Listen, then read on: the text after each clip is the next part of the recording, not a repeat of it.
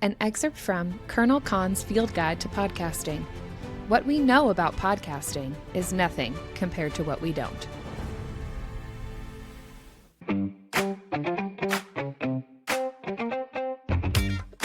Welcome back to Between Pages and Friends, a book club podcast hosted by Con and Lauren, two besties who read a lot of books, and Jon and Kyle, our five-star husbands who've agreed to read with us.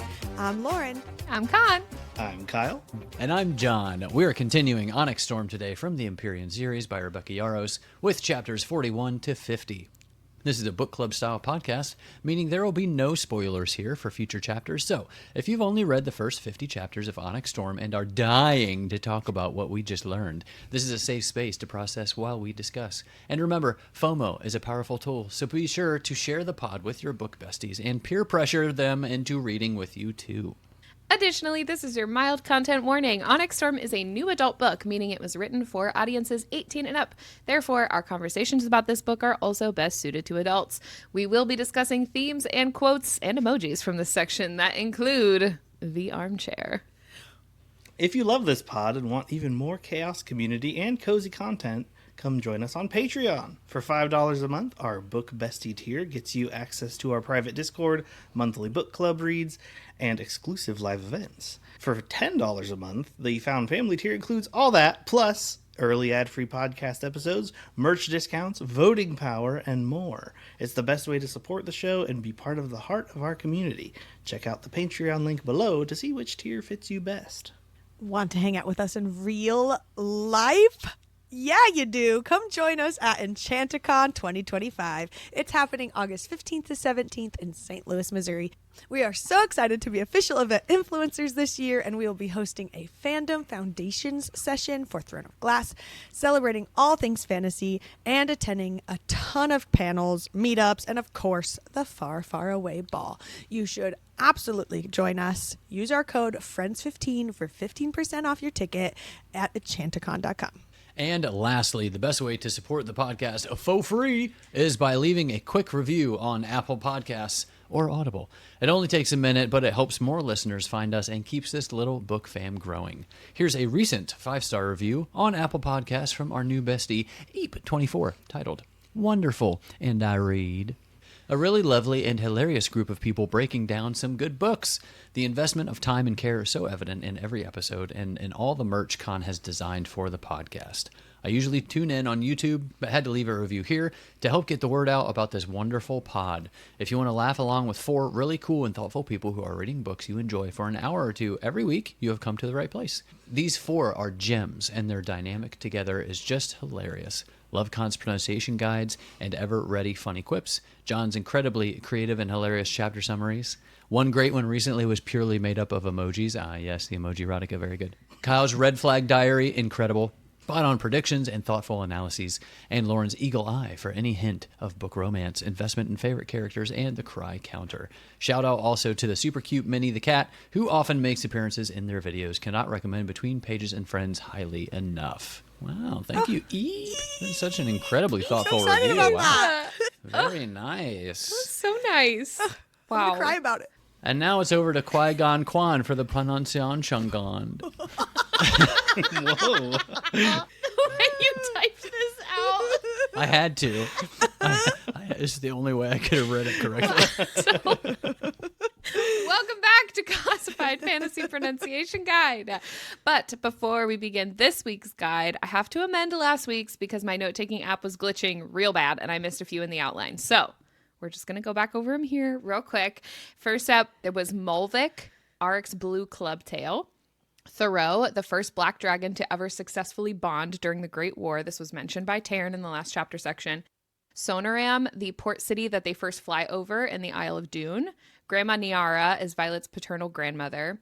And then mentioned in Asher's research were terns, erisbirds, Phalaronia moths, Breeson root, Kellen weed, and Zakia berries. This week, from this chapter section, in places we have Loisum and Diasin. Characters were Payson, mentioned in Battle Brief, and then Major Edorta, a powerful fire wielder stationed at Athbean, which is also mentioned in Battle Brief. In text and excerpts, we have The Resurgence of Evil, a timeline by Pearson Hallowell. In Dragons and Griffins, we have Dason, one of the Irids, And then Leothin was the Irid that seemed to most likely believe Andarna at first. And then in events and world building, there are a few things in the chapter 44 epigraph. So I'm just listing them together here. So we learn about the provincial commitment, and that's capitalized, under Queen Alondra the Bold in the 200s. So she was queen of Poramiel. This commitment consolidated the province's armies under the Queen's standard for the Poromish conflict. But this commitment expired with the Second Erasia Accord. So this was unsent drafted correspondence of Colonel Agatha Mayfair, royal archivist. She was going to recommend a new provincial commitment to, I'm guessing, newly appointed King Takaris here. So she was explaining some of these little tidbits. So I just had to throw all these together. Okay, well, that's all I have for you for this week. So here's Jon with your iconic chapter recap. No pressure. Take it away, Juan. Remember, this We is an pick up- audio podcast. They can't see your great pose right now. Eep24 watches on YouTube, so Oh, sorry. This is just for Eep. If you are not Eep, you may tune out for the next. For the next 8 seconds. That was for you, Eep. Take it away, Juan. We pick up with the Irids revealing themselves to Violet and Andarna. Riddick walks out of the trees and takes part in the conversation. Then Taryn shows up, Aetrim shortly after. The other Irids are shocked at Andarna's tale and ask her how she came to choose it, and they basically lay down in the sand for story time with Andarna. She starts her story from when she was still in her shell, so I would be curious to know how long they were actually there for that story. That's very interesting that she started there. Anyway, when she gets up to presentation of Violet's year, they start to ask some questions. She goes through how she bonded as a juvenile, how she slowed time, saved Liam Maliam, and when she entered the dreamless sleep.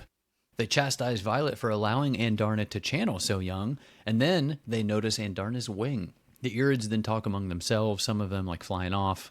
All this time, our favored heroes thought Andarna was being tested when really it was Violet.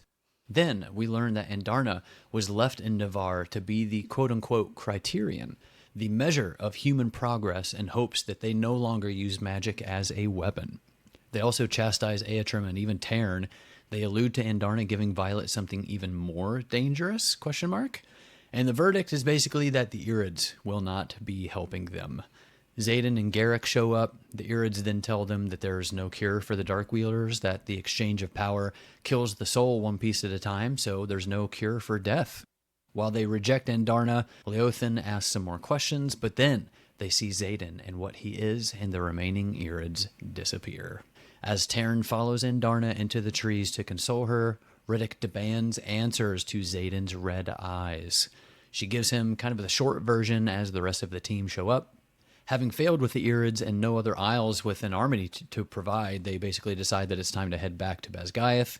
Riddick and Violet, they head into the jungle for a few minutes to talk. Riddick obviously pissed that she kept another secret from him when it comes to Xaden, but then she tells him pretty much everything. He eventually asks her what the line is. Like, what line does Xaden have to cross for her to stop defending him? And ultimately she says that he would have to hurt her. As they head back to the beach, they run into Xaden on the way, and then Riddick makes a little deal with Xaden that Vi has to tell the original Iron Squad. Reason for this is to protect Violet when he eventually fully turns, since they deduce that the easiest way to kill him would actually be to kill Violet, since they're connected. And also to tell Jasenia, since she's doing a lot of the research for a cure. They make it back to the college finally, and Darna heading straight to the Vale, feeling defeated. The rest of his second squad is there to greet them. She tells Ree that they lost Traeger. General Atos is there, but they're apparently not getting court-martialed when he hands Violet a letter from Stephanie. She knew where they went and how they came back. And then Atos tells them the bad news. Suniva has fallen, and even worse still, that the Queen Mariah is dead. No! All right.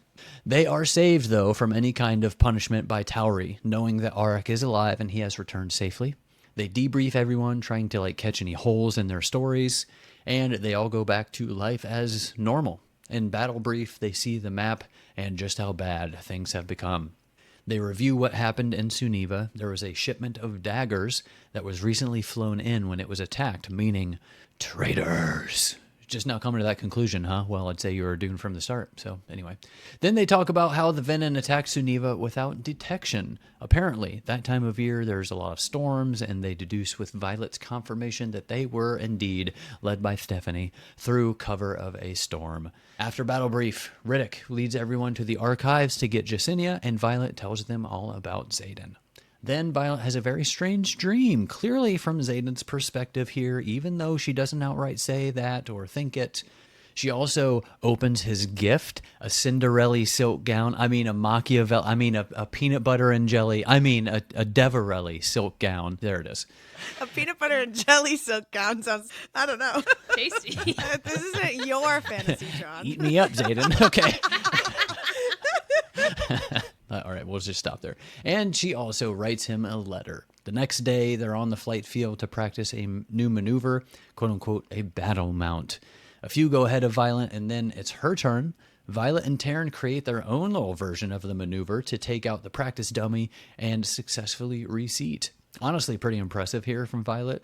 Then Violet gifts Xaden a metal cuff for his birthday, with Brennan's help, made from a piece of the turret on top of Ryerson House in Erasia. Cute.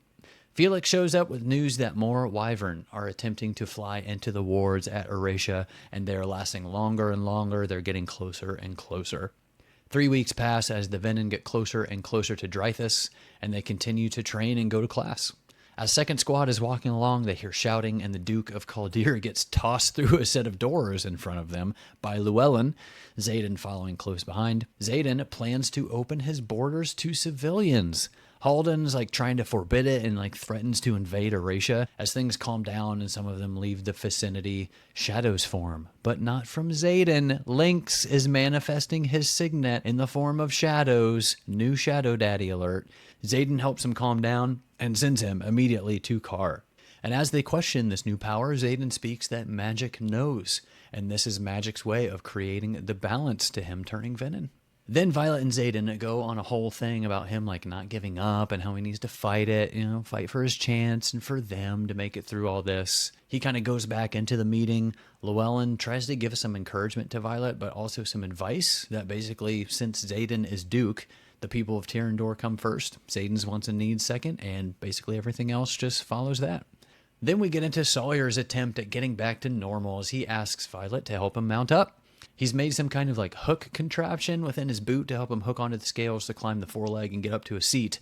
And after a couple tries and some encouragement from Violet, he makes it up! Woo, woo, woo. Give it up for Sawyer! Go Sawyer! Go Sawyer! Our boy!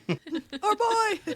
Violet tries to talk to Andarna, makes a little bit of headway here, having pretty much been silent since her disappointment with the Urids on the Isles. And then the squad heads to Erasia for their rotation. They dismount and all make it to their rooms, getting ready to visit Rhee's family later. As Violet heads to Xaden's room and reminisces, Brennan visits and shares with Violet that he can't mend him being Xaden. He knows about Xaden, and they've tried some things in Erasia to see if, anything could work to help him. And then Brennan shares a letter from Xaden that he wrote just the day before, wanting to mend the spot, quote unquote, at Basgiath. And Violet is super happy. She's grinning like an idiot because Xaden hasn't given up yet. That night, Xaden shows up taking a detour in the wrong direction to come visit Violet in the middle of the night, telling her that he almost channeled but was able to keep control. Then he notices her in the Devarelli gown and almost changes his mind to leave, but he does end up staying. They talk a little more about this control and some logistics about him staying in control if they do this, and now she trusts him and all that junk, talky. Honestly, who gives a flying fork? Because we finally get into our next emoji erotica, people. This is not a drill. Woohoo! Emoji erotica! Whenever I read it in the book this week, too, all I thought was oh, good, we get emoji erotica this week. It wasn't even the scene itself. It was this moment right here. And here it is. And here it is. Tongue, ball of yarn, double hands, the Moai statue, speech bubble, mouth, tongue, speech bubble, Z's, more Z's, eye roll, parentheses, black circle, cloud, double hands, leg, end parentheses. Got it. All right. Eggplant, knife, question mark, check mark, speech bubble, stopwatch, tongue, Moai statue, two fingers. I hate saying squirt for this. It just something weirds me out. What do I say for that? I don't want to say water Literally droplets. reading emoji erotica. It's emoji erotica. The moment All right. you're afraid of. Good point. Good point. Okay. So, squirt. I hate it. Whatever. Fire. Pants. Shirt. Red X. Eggplant. Door. Leg. Chair. Parentheses. Black circle. Cloud. Double hands. In parentheses. Praying hands. Tongue. Lightning bolt. Explosion. Wave. 2 fingers. Tongue. Flip-flop. Bicycle. Ruler. Rock. Rose. Lightning bolt. Fire. Boxing glove. Black circle. Tornado. Stars. Question mark. Bathtub. Door. Bed. Question mark. Exasperated face. And that's this week's emoji erotica, everyone. Good job. Good. Amazing. Thank you. And then there's another dream, but whose dream exactly? As we get further into it, clearly Xaden's perspective once again. Violet wakes up, sees Xaden clearly having a nightmare himself, so she wakes him up. As they settle from their nightmares, Xaden asks to tell him about her dream. She begins, but he starts to get more and more concerned with every detail. As those details come together, Xaden realized that Violet was in Xaden's dream. It was his dream. Violet explains all the other dreams that she's had before, but they soon figure out that they're all Xaden's dreams, the same ones that he has had since Resin. They think maybe it's the bond, but then she tells him about the one that she had about Cliffsbane and Cat. This ability has developed as a result of Violet's need to communicate with Andarna while Andarna was in the dreamless sleep. Only she couldn't do it to Andarna, so it was developed on a human. And thus, Violet's second signet of being a dream walker was born. But Xaden thinks that she is not only in the dreams here, but that she can quote-unquote meddle, maybe possibly change or affect like what's happening in the dream somehow. They still need to confirm some of these things, though, so they'll actually go visit Marin and ask her about a picture of her family. Marin produces the same photo that Violet saw in the dream. Marin says that she keeps it with her always, and when Violet asks if she's worried about losing it, Marin's reply is quote-unquote, "It's my worst nightmare, actually," confirming their suspicions. And just as Taryn shouts down the bond that a horde approaches and they're under attack. Wow. What a stopping spot. Goodness. Right. Dive right in, shall we? To chapter 41.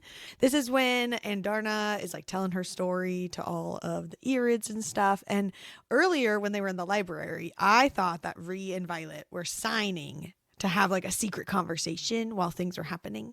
But then here it actually is happening. And like Riddick and Vi are like signing to each other their whole time back and forth. And I was just like, oh, see, it did happen. And I'm totally here for it. And they should use that more often because it is, I don't know. I just feel like it should be a thing. But anyways, it's also interesting that all of the Irids are feather tails. That was like a really interesting thing to learn because I just thought them growing whatever tail they got was a natural progression of dragon life, but maybe it's not. Maybe it's part of this whole, because like Andarna chose what tail she wanted or whatever. Mm-hmm. So is that I was wondering if it had anything to do with their ability to like cloak or go invisible. I kind of took it as all dragons, and that was like one of the indicators that they were still all about war and whatever, is that Andarna would think to choose a tail like the other dragons or whatever. Yeah, good point. Like they wouldn't need it as like, you know, an offensive weapon or something. Weapon. Yeah. Yeah, I feel that. And then also like if Andarna gets to pick that tail, or if any of the dragons do, it seems like they stay within like a certain type of tail. Like they're very clearly like there's sword tails and there's dagger tails and there's scorpion tails. And like, why aren't they just coming up with all sorts of random shapes and sizes and things? Question. What's the difference between a sword tail and a dagger tail?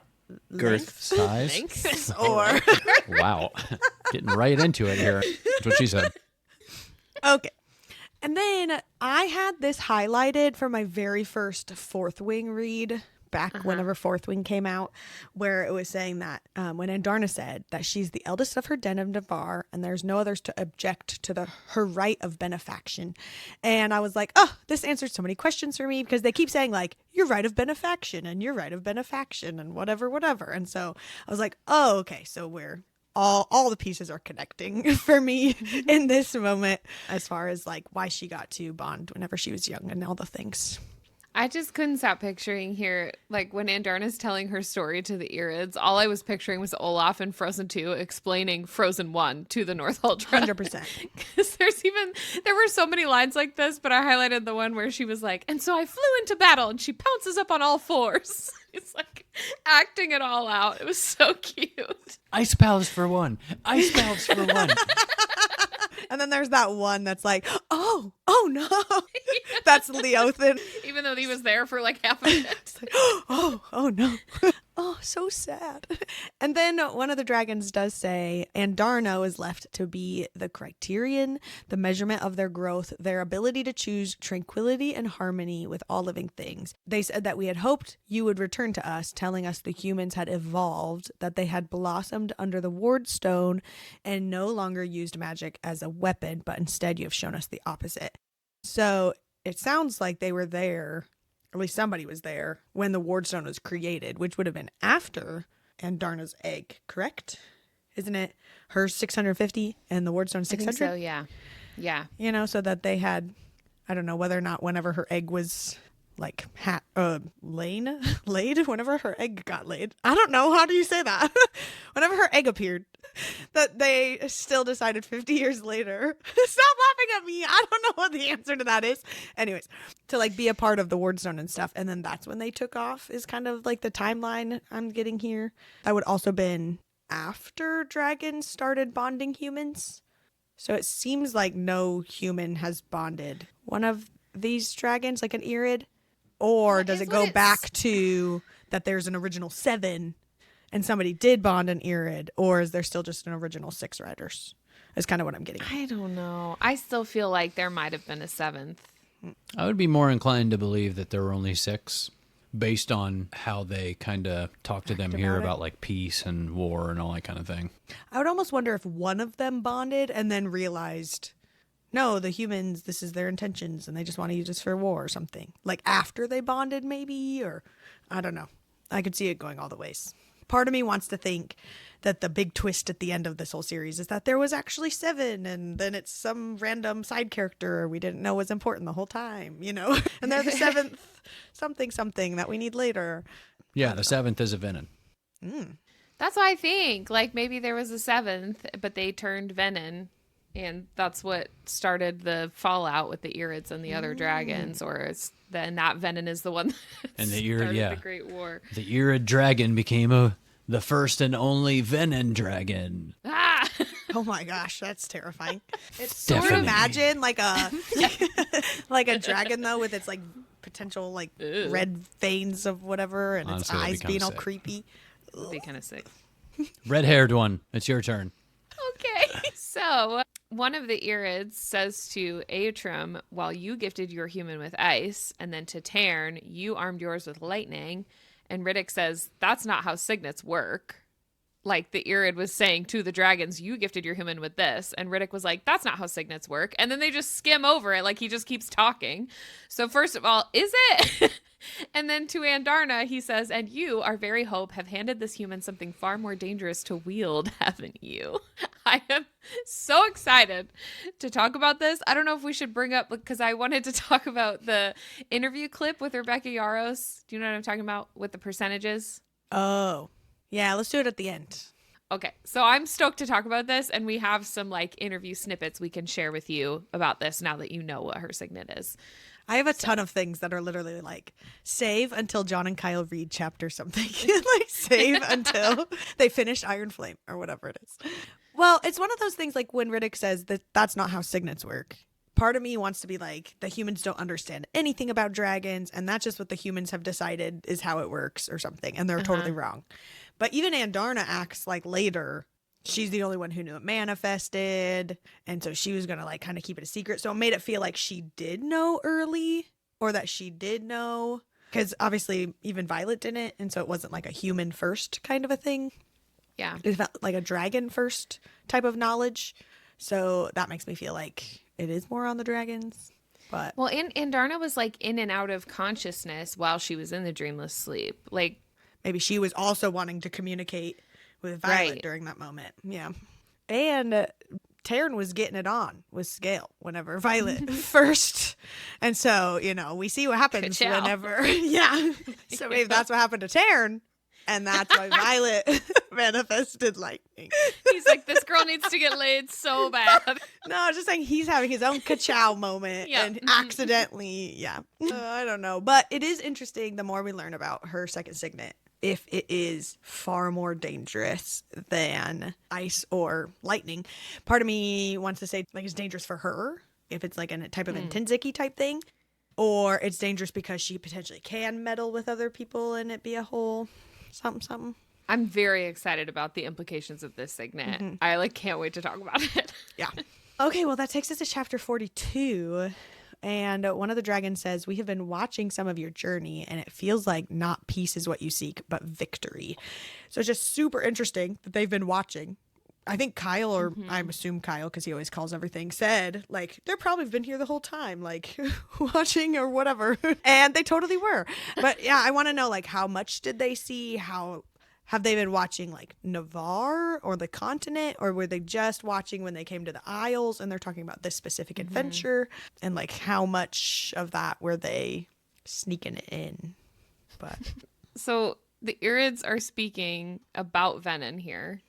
And they're saying either they'll die off and the land will regenerate, or they'll confront the abominations they've become and change. So, first of all, we were talking about where the magic originates from, because we know that when there's a hatching ground, there's a lot more magic kind of in the land and radiating from the veil. So it does sound like the earth can generate its own magic over time, but maybe not as fast as dragons could help with that process. Sure. Then the female muses, their offspring could evolve, perhaps. And I don't love that for Violet, given her current situation where she's, doing it with a Venin. Well, and especially how much it, talks about Zeta needing an heir and, all the conversations we just had last episode about that whole thing. And then they just throw that little line in there. Yep. Don't love that. And then Andarna says, if they trade their soul, surely they can get it back. But the female Irid says, it is not a trade. The soul is not kept by the earth as dark wielders steal its magic. The power exchange kills the soul one piece at a time, and death has no cure. So I really appreciated this tidbit of information.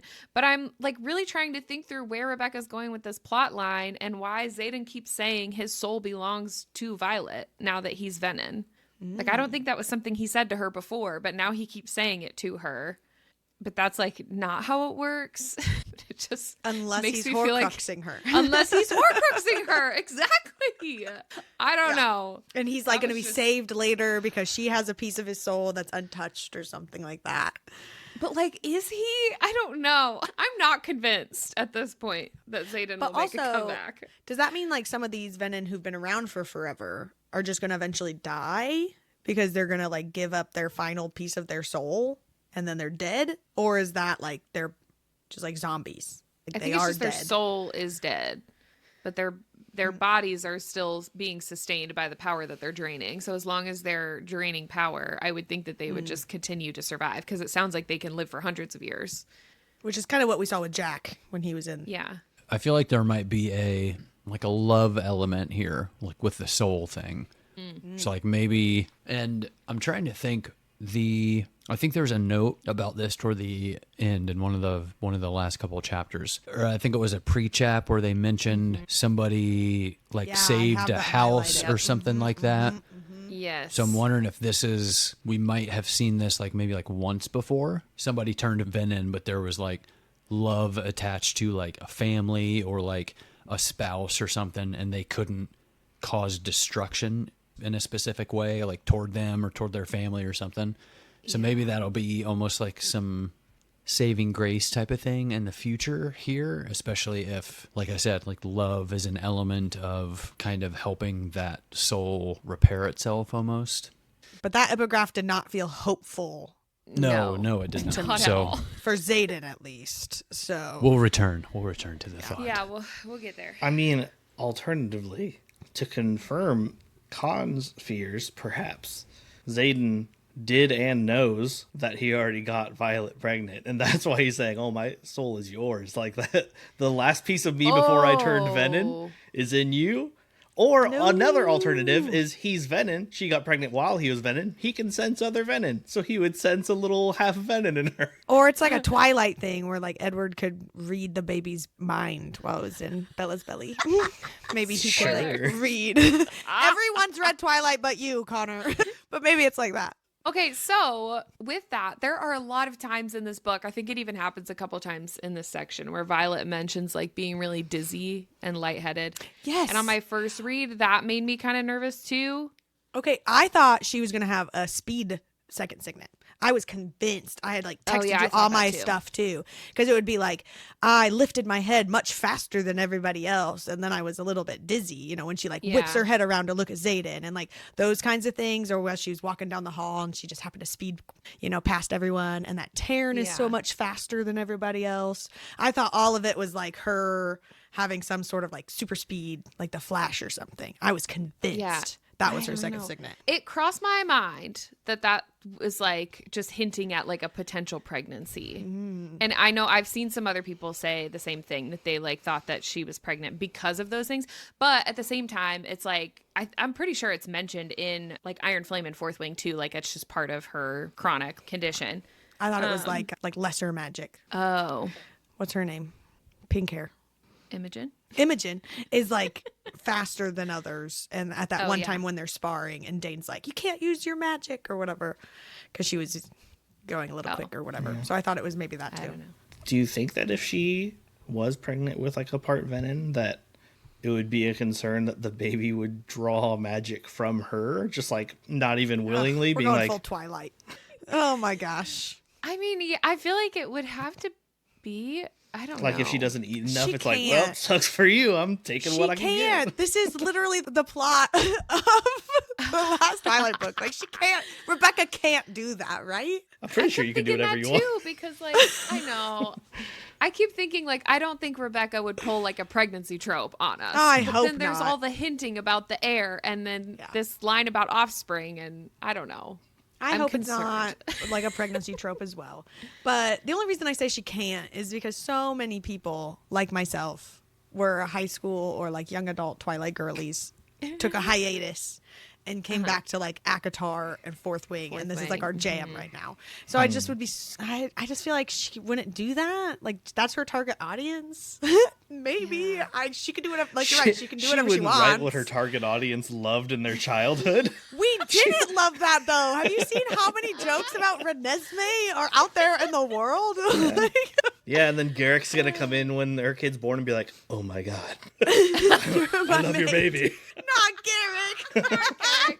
Bodhi, maybe. Yeah, Bodhi. It's gonna be Bodhi. No, I feel like it would be Dane in that case. That's so true.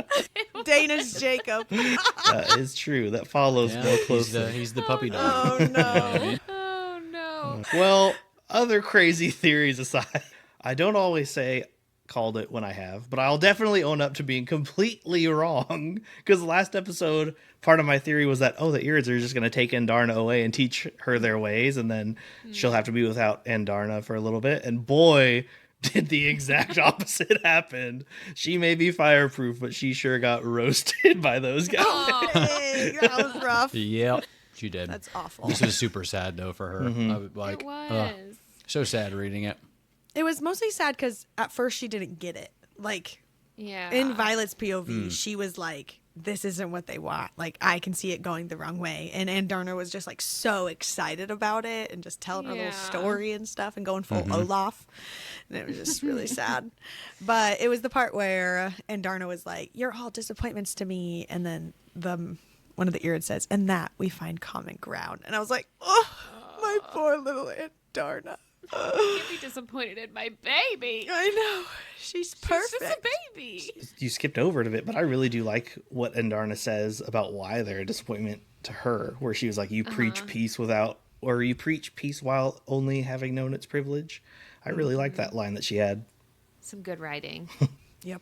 And then they reveal that Xaden is a Venom, and Riddick finds out. That was what I was thinking the whole time. Like, his eyes turned red, and I was like, oh no, Riddick is there. Oh no. Like, I was freaking out for him. But Riddick immediately is not a single word from you, Dark Wielder. And then he turns to Vi, and he says, you've got one chance to come clean and tell me what the actual F is going on. And my favorite part in this is that before Riddick is just like, Darkwielder, murder you, like, kill you, get out of here, whatever. He, like, turns to his friend and is like, tell me what's going on. Like, trusting my friend, listening to Violet first. And I don't know. He's just the best. I just love Riddick so much. He really is the best. And that takes us to chapter 43 with our first pre-chap.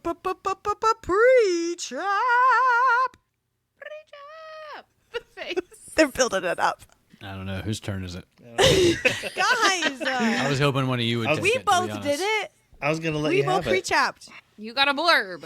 I pre-chapped you. Why didn't you blurb me?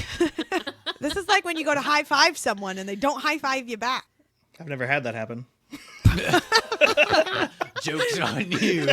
Well, now that all of our listeners are disappointed because they don't know what pre-chap means, this is taking too long. I'm just moving on. Blorb. Okay. Ew. Oh my God. We got there. Okay, so it says, if possible, hunt the enemy during the day. Their markings are so easily hidden by the shadows of night that it would not surprise me to find they walk among us. And this is Venin, a compendium by Captain Drake Cordella, The Nightwing Drift. So my note here was, what? What does this mean? So does that mean there's more Venin walking around at nighttime because it's easier to hide? And that makes me want to go back to all the book and read who's only out at night. I don't know. Am I reading a vampire book? And then also, does that mean it's easier for Xaden to hide since he is Shadow? Like later when he gets turned more venom-y. Because apparently it's easy to hunt them during the day and they're easily hidden by the shadows of night. Specifically using the word shadows connects me to Xaden. So maybe he's able later to hide it longer or something. I don't know. It's very confusing. He is Batman.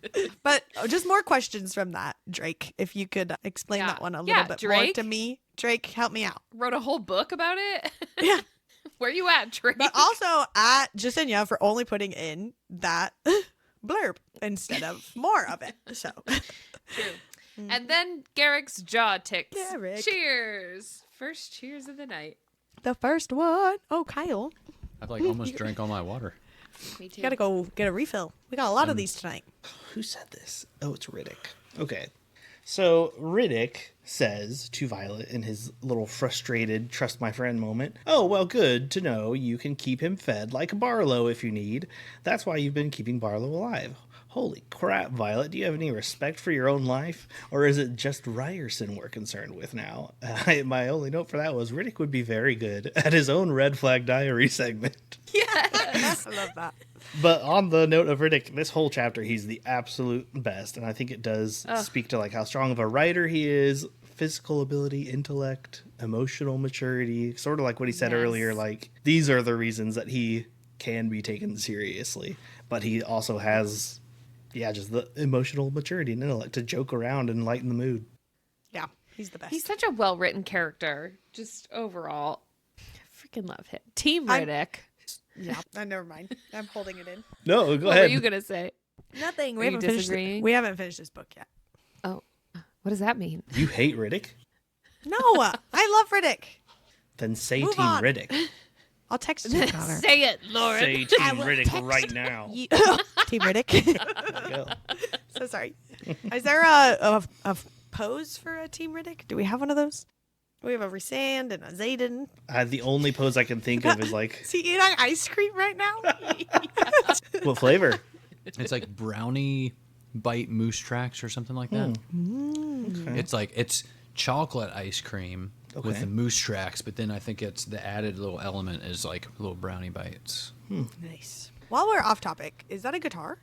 Are you learning guitar? It's my Can you play bass. gu- Oh, you play the bass? Yeah, I'll slap it a I bass. didn't know that. You what? I slap it a bass, man. Love that. Are you a high and tight bass player or a low? I'm not. I'm middle ground. I'm definitely not the high and tight fast and though. moves like some kind of delirious funky priest. Thanks, old Greg. Also, while we're off topic, this is a slightly off topic, but not really. John, in your recap, you said something like Jasinia's search for the cure, and it reminded me of Michael Scott's Dunder Mifflin Scranton Meredith Palmer Memorial Celebrity Rabies Awareness Pro-Am Fun Run Race for the Cure. Yes. And now I had to look it up because I couldn't remember that. I want to make a T-shirt that says like Violet Sorrengail's best guy at the War College, like Zayden Ryerson Memorial Celebrity Venom Awareness Program. Yes. Fundraise That for would the be cure. great, actually. That's Yeah. so good. That'd be pretty good. I need that. Oh, it's my note. Okay, looping back around to Riddick. From this Riddick conversation, Violet says there isn't a writer alive capable of stopping him at full power now, let alone what he could become if he truly turns. And which, side note, he turned already. What do you mean? And don't say that I can, because the truth is that I won't. Even if I hone my signet to his level, which would take the years he's had, I could no more hurt him than he could hurt me. And now I really think this is going to happen. And I am 0% confident that they will get a happily ever after. I am concerned. But then Riddick asks where the line is. Like we mentioned earlier, like when Zayden's too far gone to defend. And he says, what if he hurts someone you love? Will that change your mind? And my first read note here says, is Zayden going to kill Riddick? I am so scared something is going to happen to him. Oh, did you have a note about that too? Yep, but that's okay. Oh, I'm so scared that something's going to happen to Riddick because of like all of his character development in this book. He's getting so much on page time. We love him so much. This would be like a very high impact. I am nervous. And the fact that he's the one asking this question, I don't like it. I'm really I scared know. something's going to happen. But then to him. she says like her line is, yeah, if he hurts somebody she loves or like if he hurts Vi. And I don't feel like that's going to happen. So that makes me feel like then he'll be fine because he'll never hurt her. And then they'll be able to come out of that or something. No, right? but then we got to talk about the pre-chap later. I feel like that pre-chap means that she's safe and everybody else Yeah, is but not screwed. anyone else. That's what I mean. Oh.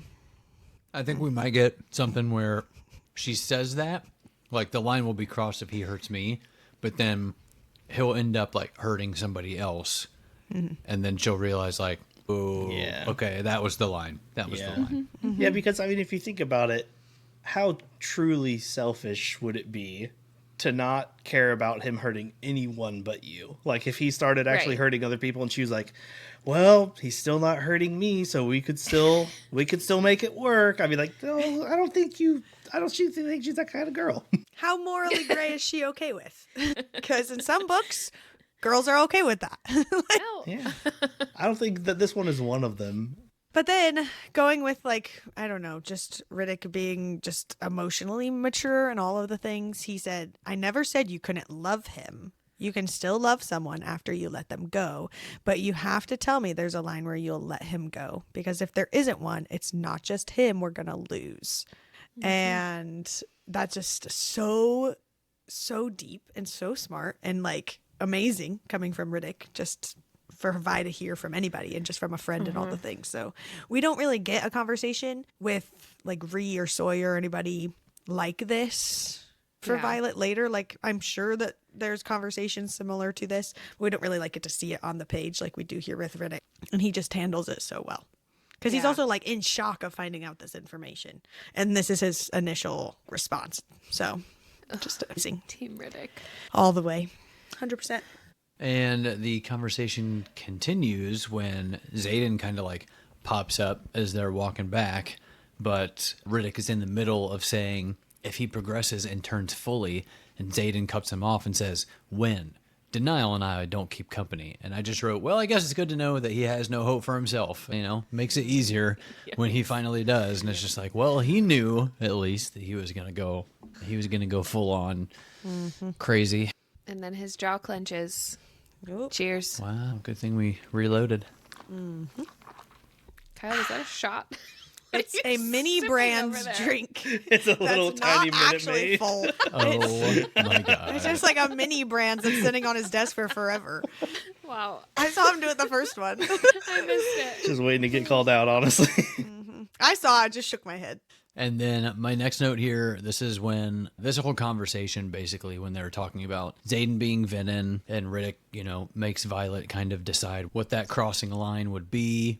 And that just kind of leads up to Riddick, you know, walking away and giving like the thumbs up when Zayden tells him that they went for food or sarcastic whatever. thumbs But up. yeah, the sarcastic thumbs up. But this, kind of like Kyle, what you were saying about this whole conversation, I thought it was like one of the most actual like human things I've ever read in a book. Just like I don't know what it was, like the flow of conversation. It wasn't like a typical written conversation I feel like you'd get in a lot of books like this, where it's like really kind of square and to the point, I guess, if that makes sense.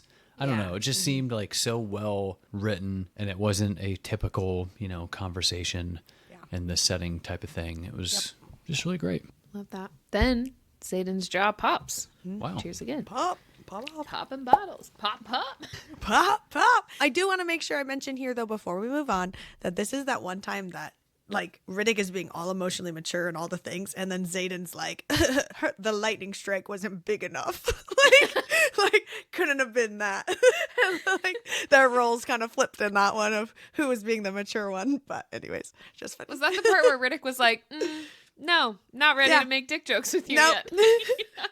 I had a small theory after this point, just kind of like it popped in my head here, that I was thinking maybe Jack, at this point, maybe Jack has escaped while they have been gone to the Isles. Possibly more bad news about like Venom being at Basgiath or killing a bunch of scribes or something. I don't know. That thought popped into my mind here as they were, talking about getting ready to head back to Basgiath. And then on their way back, and then when they finally kind of get back to Basgiath, and like Andarna just kind of like flies off, in Violet's POV, she's obviously noticing this. She says Andarna is barely speaking. And again, I was just like really heartbroken for her. It just made me so sad because she was so hopeful going into it. And obviously, Lauren, kind of what you said, like she had the whole Olaf like giddiness going on, like talking about everything. And she just got hopes flattened big time. Hardcore. Sad. Poor Andarna. But something that I loved in this chapter was the Iron Squad reuniting. This was the best moment. And it's so cute and so wholesome. And then Riddick says, Violet was out of control. She kicked a queen's ass and poisoned Zayden's mom and all three Hedonic heads of state, but secured us an army. And Rihanna goes, and what did you do? And Riddick goes, not much. Put out a couple of fires, punched a cook. One of my favorite Riddick moments from this book. And I loved the imagery of when it says, then he yanks Sawyer into the group hug and says, this is good. This is right. I was like, this is hilarious. Well, and right when Riddick does like start this hug is as Riddick slams into us from the side, wrapping us both in his arms, 2 weeks of beard growth scratching the side of my face. And I am here for bearded Riddick. Oh, yeah. Big fan of that. Next chapter talks about how he shaves, but this moment, top tier. Best part of the moment for me. Wow. I completely missed that. But I'm not really a beard girly, so. Lauren didn't know she was until I shaved mine once, and she was like, what is wrong with you? Put it back. Put it back. And then we end chapter 43. Queen Mariah is dead. In my comment, I wrote, fuck. Oh, no. Say it ain't so. We were up in bed, and I was reading next to Connor, and I was literally like, I think you took a video of it, so we'll probably post it somewhat recently. But I was like, no. I was just devastated. Absolutely devastated. For like 4 straight minutes. It was just John going, Literally on the page, she maybe said 3 lines. I was going to say, like, no. The most side character. You immediately got so attached, and I was like, oh no. Oh, well. Poor John. I did think happens. about you whenever it said that. I was like, oh boy. Oh, boy. Poor John, he's crying. She didn't even get an on-page death.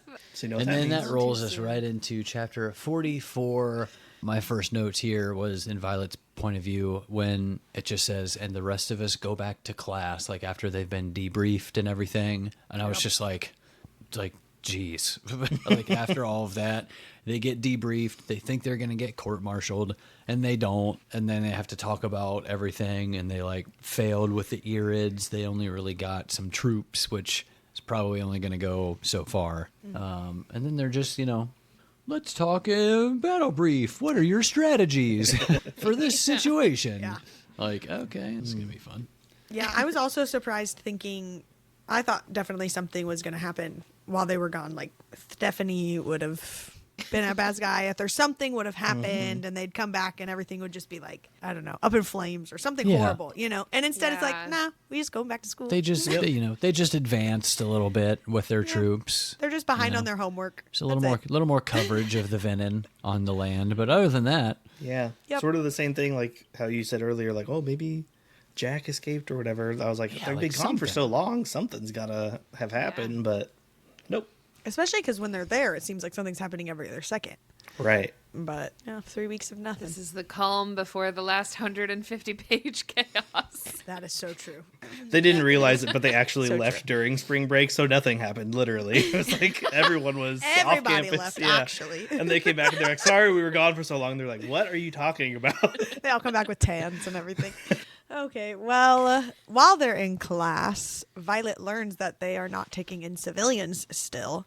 And I think it's Kat that she's talking to. And Kat says, guessing they skipped that part of your debrief.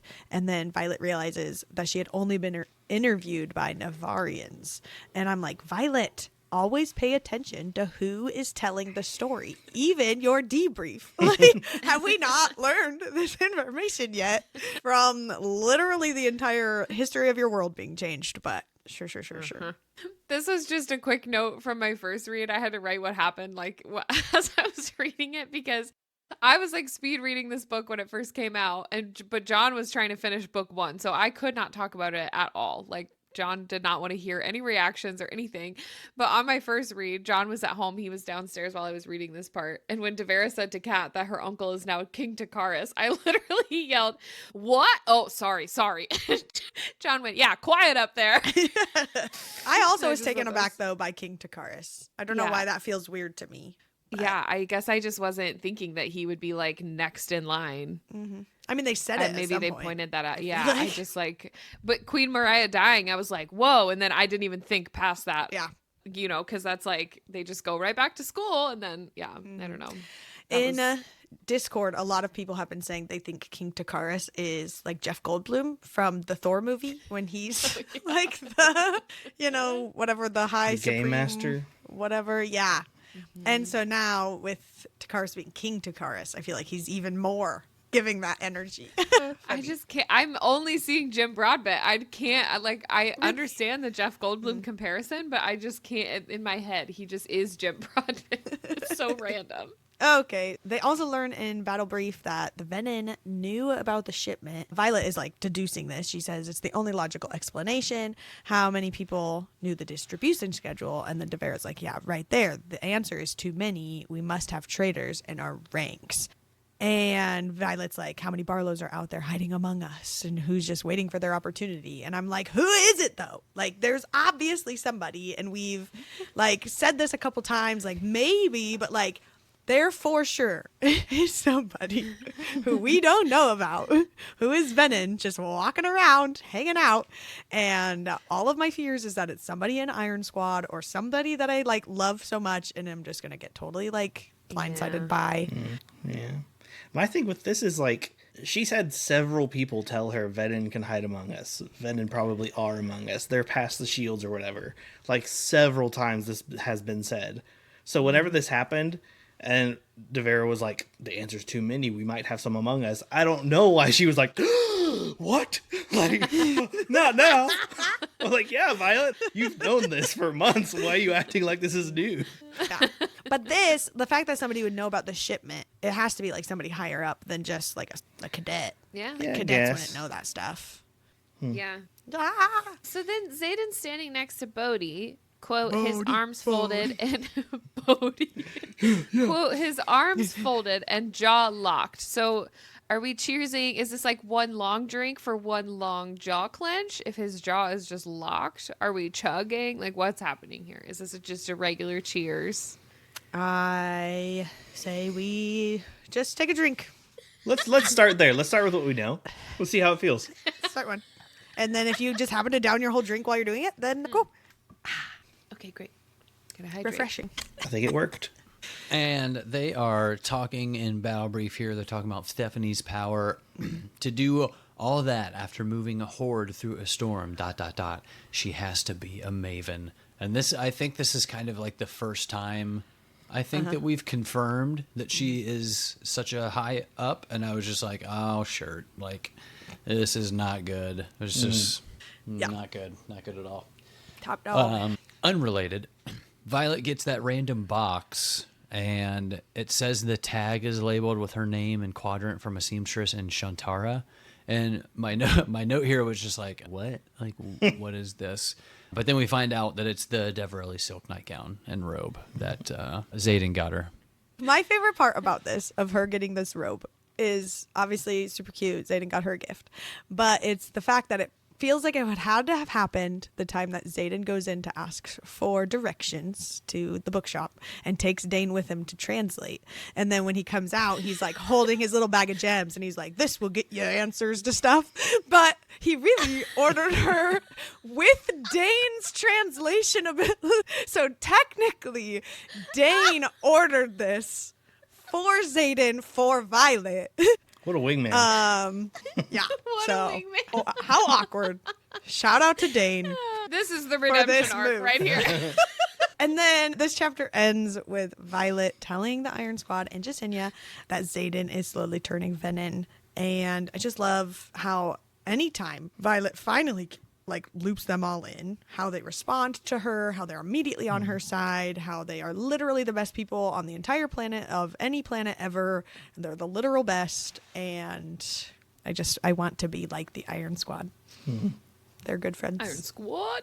I will say, proud of her for admitting it, but sort of back to what Khan said earlier. He is venom. He's not slowly turning venom. He is venom, and it's slowly getting worse. Or whatever. But yeah. But this is just her denying it. She's never been like, he's full venom. That's true. Denying it and trying to make it seem like it's not as him. bad. Yeah. Yeah. Yeah. But Xaden is definitely like, Yeah, I'm doomed. I am. Are you? Oh, honey. Oh, sweet child. I'll still have sex with you. Are you sure though? Okay. Are you sure? That's what he does. Look, consent is very important in venom culture.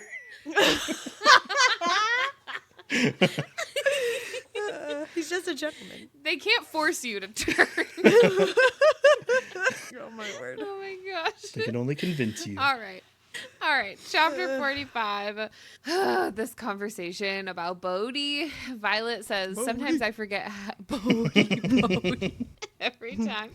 Violet says, sometimes I forget how nearly perfect Bodhi is at everything. No one thought of him during Battle Brief yesterday, and he should have been the first name that came to mind. And then Xaden says, he's my cousin. Of course he's exceptional. And Violet's like, just like you, but without the arrogance. Maybe I fell for the wrong. And then Xaden cuts her off, and he says, it would be a shame to kill my last living relative. There's a lot here. There's a lot happening here. So one, I'm still worried for Bodhi because they always say that he looks almost identical to Xaden. And then also this is just like, they just had this conversation about Xaden hurting other people or versus Xaden hurting Violet, plus the pre-chap that's happening later. That just all of those things make me nervous. At first I was thinking because Bodhi looks so identical to Xaden that someone would mistake him for Xaden and kill him or something. But now I'm like, maybe that's going to happen to maybe Xaden will be the one to do it. I don't know. But then also just was a thought here.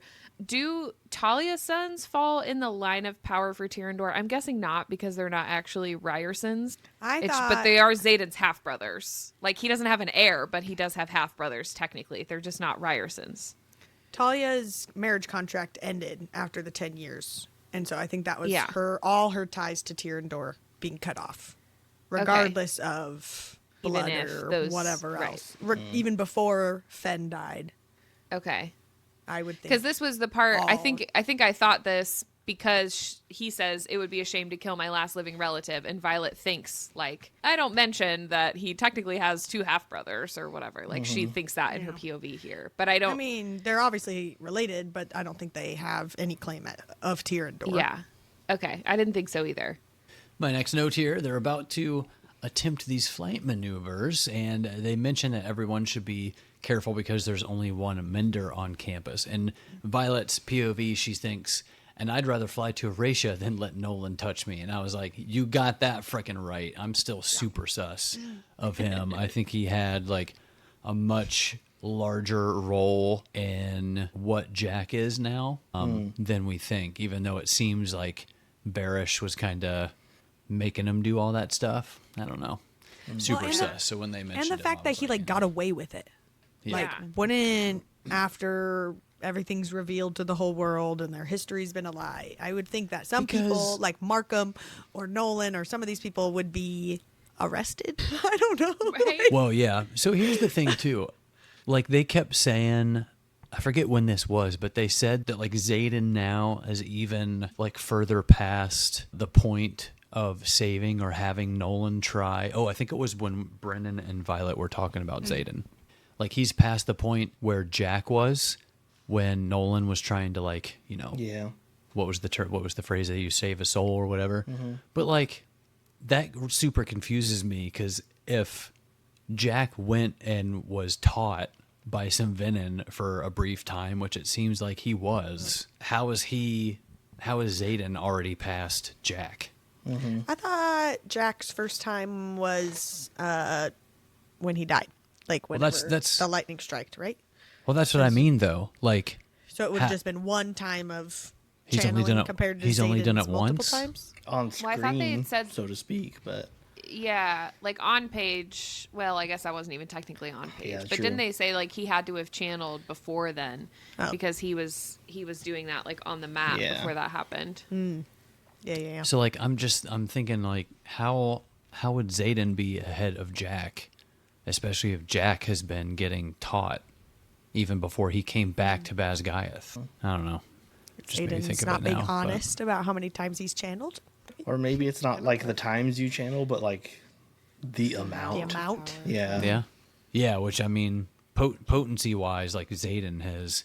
I Yeah. mean, shoot, even just the one time at in front of Cortland. Yeah, where he- snapping everyone's neck. I mean, yeah. So I was thinking just even the first time he did it at Basgiath. Yeah. The giant shadow wall and all the things that he did. and then we know he did it too on like a random mission or something, like as he mentioned it in his letter. So And that yeah, time his maybe fingerprint he's- on the headboard. Yeah, totally. That was a big one. Yeah. So was that surge of power? Am I right? Hello. All right. Speaking of Xaden, I really loved the thoughtfulness of Violet's gift to Xaden, this like onyx band with the stone from the turret on top of Ryerson House. This was so sweet. But I couldn't stop thinking about Marshall's leather cuff from How I Met Your Mother. I feel like I can't really explain if you don't get the reference, but Yep. if you do. I really appreciate the picture you put in here because it brought it all back for me. Nice. Just if you haven't seen How I Met Your Mother, not all of that show aged well, but there are some parts of it that were just this is a great episode, the leather cuff episode. So there's that, and then Xaden's jaw flexes. So Whoop. cheers again. Then Xaden tells Violet 47 days. That's how long it's been since I channeled from the alloy in Deverelli. And Connor one time asked me, where are you in your read? Like on our first read or whatever. And I was like, the first time Xaden goes to Venom Anonymous. And she was like, Venom Anonymous? What? He does it all the time. He's like, it's been 47 days. It's been 76 days. Hi, or whatever he Xaden. says. Hi, Xaden. It's is been VA 47 days since I've channeled from the earth. I think it's so funny. So proud of him. No? And then, yay, Felix shows up. I appreciated him Yeah. coming and trying to teach her and stuff. We don't really get any of that in this chapter section, but it was worth noting that he arrived to help Yeah. train her a little bit. And then we jump to chapter 46 with another pre-chap. I said a blip, blurb. The blippy, the blurry to the blurb, blurb, blurb, and you don't stop. The yearning for the page turn. Drama say up, jump the trauma to the rhythm of the blurby, the blurb. Nice. Thank Wow. you guys for bringing it this time. And it's a funny Great one on-hold to sound. have on here too because it's just kind of a jokey one where Violet starts writing Xaden all these letters. She says, or I could, like, she's like, oh, I wish you were here or whatever. And then says, or I could always join you in the assembly chamber. You do some of your best work on that throne. And I just throw, hey-oh, always bringing back the throne scene. Iconic. Iconic, absolutely. And welcome to the drinking game, Sawyer Henrik. Ah. Cheers to your first jaw flex, I Wow. think. Cheers, Sawyer. So my next note It says, Arik tilts his head, then pauses just before the door, bringing the squad to an awkward stop. And this is right when what's-his-name gets, like, you know, shoved out of the door right in front of them. And I was just like, ooh. I was like, Signet or just really good situational awareness and stellar hearing? Which was it? But yeah, I thought this was interesting because, like, Yeah. whoever was about to get just blasted with that door opening. Especially for him to like tilt his head like a puppy. Yeah. Because it's not like he was like close to the door, but I don't know if there was like, you know, if he heard some shouting or something and kind of cued him into what was going on. But Then Xaden walks through the door, and it's in Violet's POV it says, "And my heart stops. His gaze jumps to mine like a compass pulled north." And I wrote, like a broken compass, perhaps. yikes. Oh, wow. That's an I think this is the interesting only take. Yeah, this is the on only her other weird time I gift. think. Yeah. This is not a word that Rebecca uses often, so Also, kind of funny throw that in there. to visualize interesting. it if you know how like a compass works, because that would mean he kind of went like this and settled in. It is just really interesting though, if that is like the take on her gift, not like a literal sense of like, but just that, you know, no matter what, it kind of follows this conversation with Llewellyn that she like literally about to have, where their relationship is dangerous because they always put each other before anything else or whatever. And so maybe that is. And it could be like a compass that shows you the desires of your heart, or like something more vague, you know, like that. A moral compass. Could use one of those. Oh, my next note here, this is when Xaden and Halden start to argue. Xaden at one point says, "I don't give a F." And then Riddick's like, and boom, it's a show. And this just made me laugh because he's always in it for the drama. So I wrote, he's a drama llama. Mine was when he went, ooh, he used the wing leader voice. Like you could just imagine him there with his popcorn, like, ooh. Okay, so we clapped for this a little bit in the chapter recap. Glad that Xaden is taking Pro-Mish citizens, or Pro-Mish civilians into Erasia, but yikes that they have to climb the Madaro Pass, like as just civilians that are not Dragon Riders or Griffin Flyers. After reading like everybody else go through that in Iron Flame, I was like, ooh, that's a yikes. Well, I at also, least they triggered all the traps. Like that's true. you know, so obviously Hopefully. it's still a hard Yeah. trek, but they Yeah. acted like they triggered them all or sent a group ahead, and that's why Dane was there with that arrow and Llewellyn. Yeah. is because they couldn't figure it out, and obviously they tripped it now. So, R.I.P. That's Llewellyn. Sure, they could toss down like a few rope ladders too. They're not like gonna expect the Yeah. citizens to be like, "No, get up there, Well. find a foothold." Yeah. Maybe they put some rocks Yeah. conveniently where it's like some steps. Turns into like a whole like tourist that bowl. thing. You know, this used to be hard I to like do. that boulder. A quick other side note, just that I love. Sorry, that got me good. That was like a deep reference in my brain. You're welcome. Quick side note here. I just really love the like get off the ice language between Violet and Xaden. Like when Lauren's shaking her head no. I so disagree. I loved it. I love that they like had the conversation. She recognized like the signs, like she could see the signs of it happening and found a way to like speak to him in that moment and pull him out. That's what I love about that. Go ahead. I keep thinking we're in like a hockey romance or something. And maybe I'm reading too many of those on the side right now. But every time it's like, get off the ice. It's like, and Xaden's all like puffed up and angry like he's going to fight somebody. Like, It's Coach Violet. yeah. She's got to put him on the bench. Oh my gosh. That did not even cross my mind. And you know how much I love a hockey romance. Ugh. Well, it will now. You're welcome. Yep. Then Halden's jaw flexes once, Halden. twice, double drinkies. All right, next up. This says, Xaden's cold eyes glance my way, chilling my blood, and he does a double take. My note here, I was so confused as to why he did the double take. Does That anybody ass. have an answer? Does anybody have a different I do. answer? I do. I think in his Venom hockey on the ice brain, he turned to Violet angry and then was like, wait a second. I'm not supposed to be angry at this one. Or wait a second. She's like not the one that I'm in this weird Venom, I see. you know, like tunnel, whatever he gets in, his like little tunnel vision. Yeah. That's Okay. how I took that. That makes sense. I like that more. That's good. I mean, I'm Still sure her kinda ass scary, is though. also great, but you know. If they were facing each other, it's like, is that really a logical explanation here? Anyway, my next note. I can see it from the front. Damn! I wish that was written in there now. That's so good.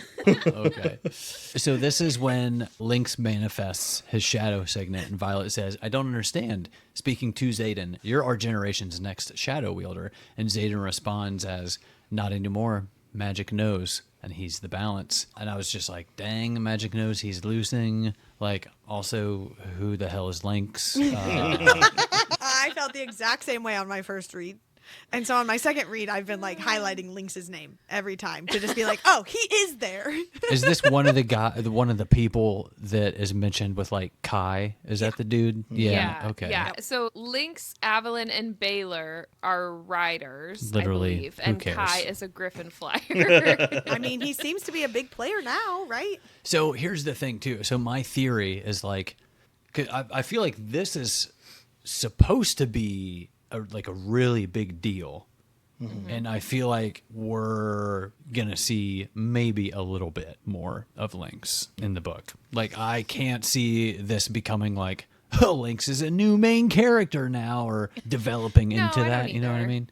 But why not? So that's my point here. That's my point. I was just saying, I could see them saying, like, Xaden, you know Shadow, so, like, you got to tutor this kid. Oh, and then that's like a little side thing there. Yeah. I felt like possibly. this was just more about the principle of it. Like, this was more of just a sign that, like, he literally is Venom. And now... No, but this also feels like if this is magic striking the balance, that it happened fast. And this is, like, one of the most powerful signets. And so... It's been a few like- months, right? Since yeah, he it's been Yeah, but if turned. you're thinking long that time. Stephanie has been around for who knows how long. Today, Junior! I want to say Theophany because that's her name, and I'm trying to say Stephanie for you. stutter. Holy I'm crap. gonna say Theophany because that's her name. One of the best things that's ever happened. Dang it! Oh my God. That was incredible.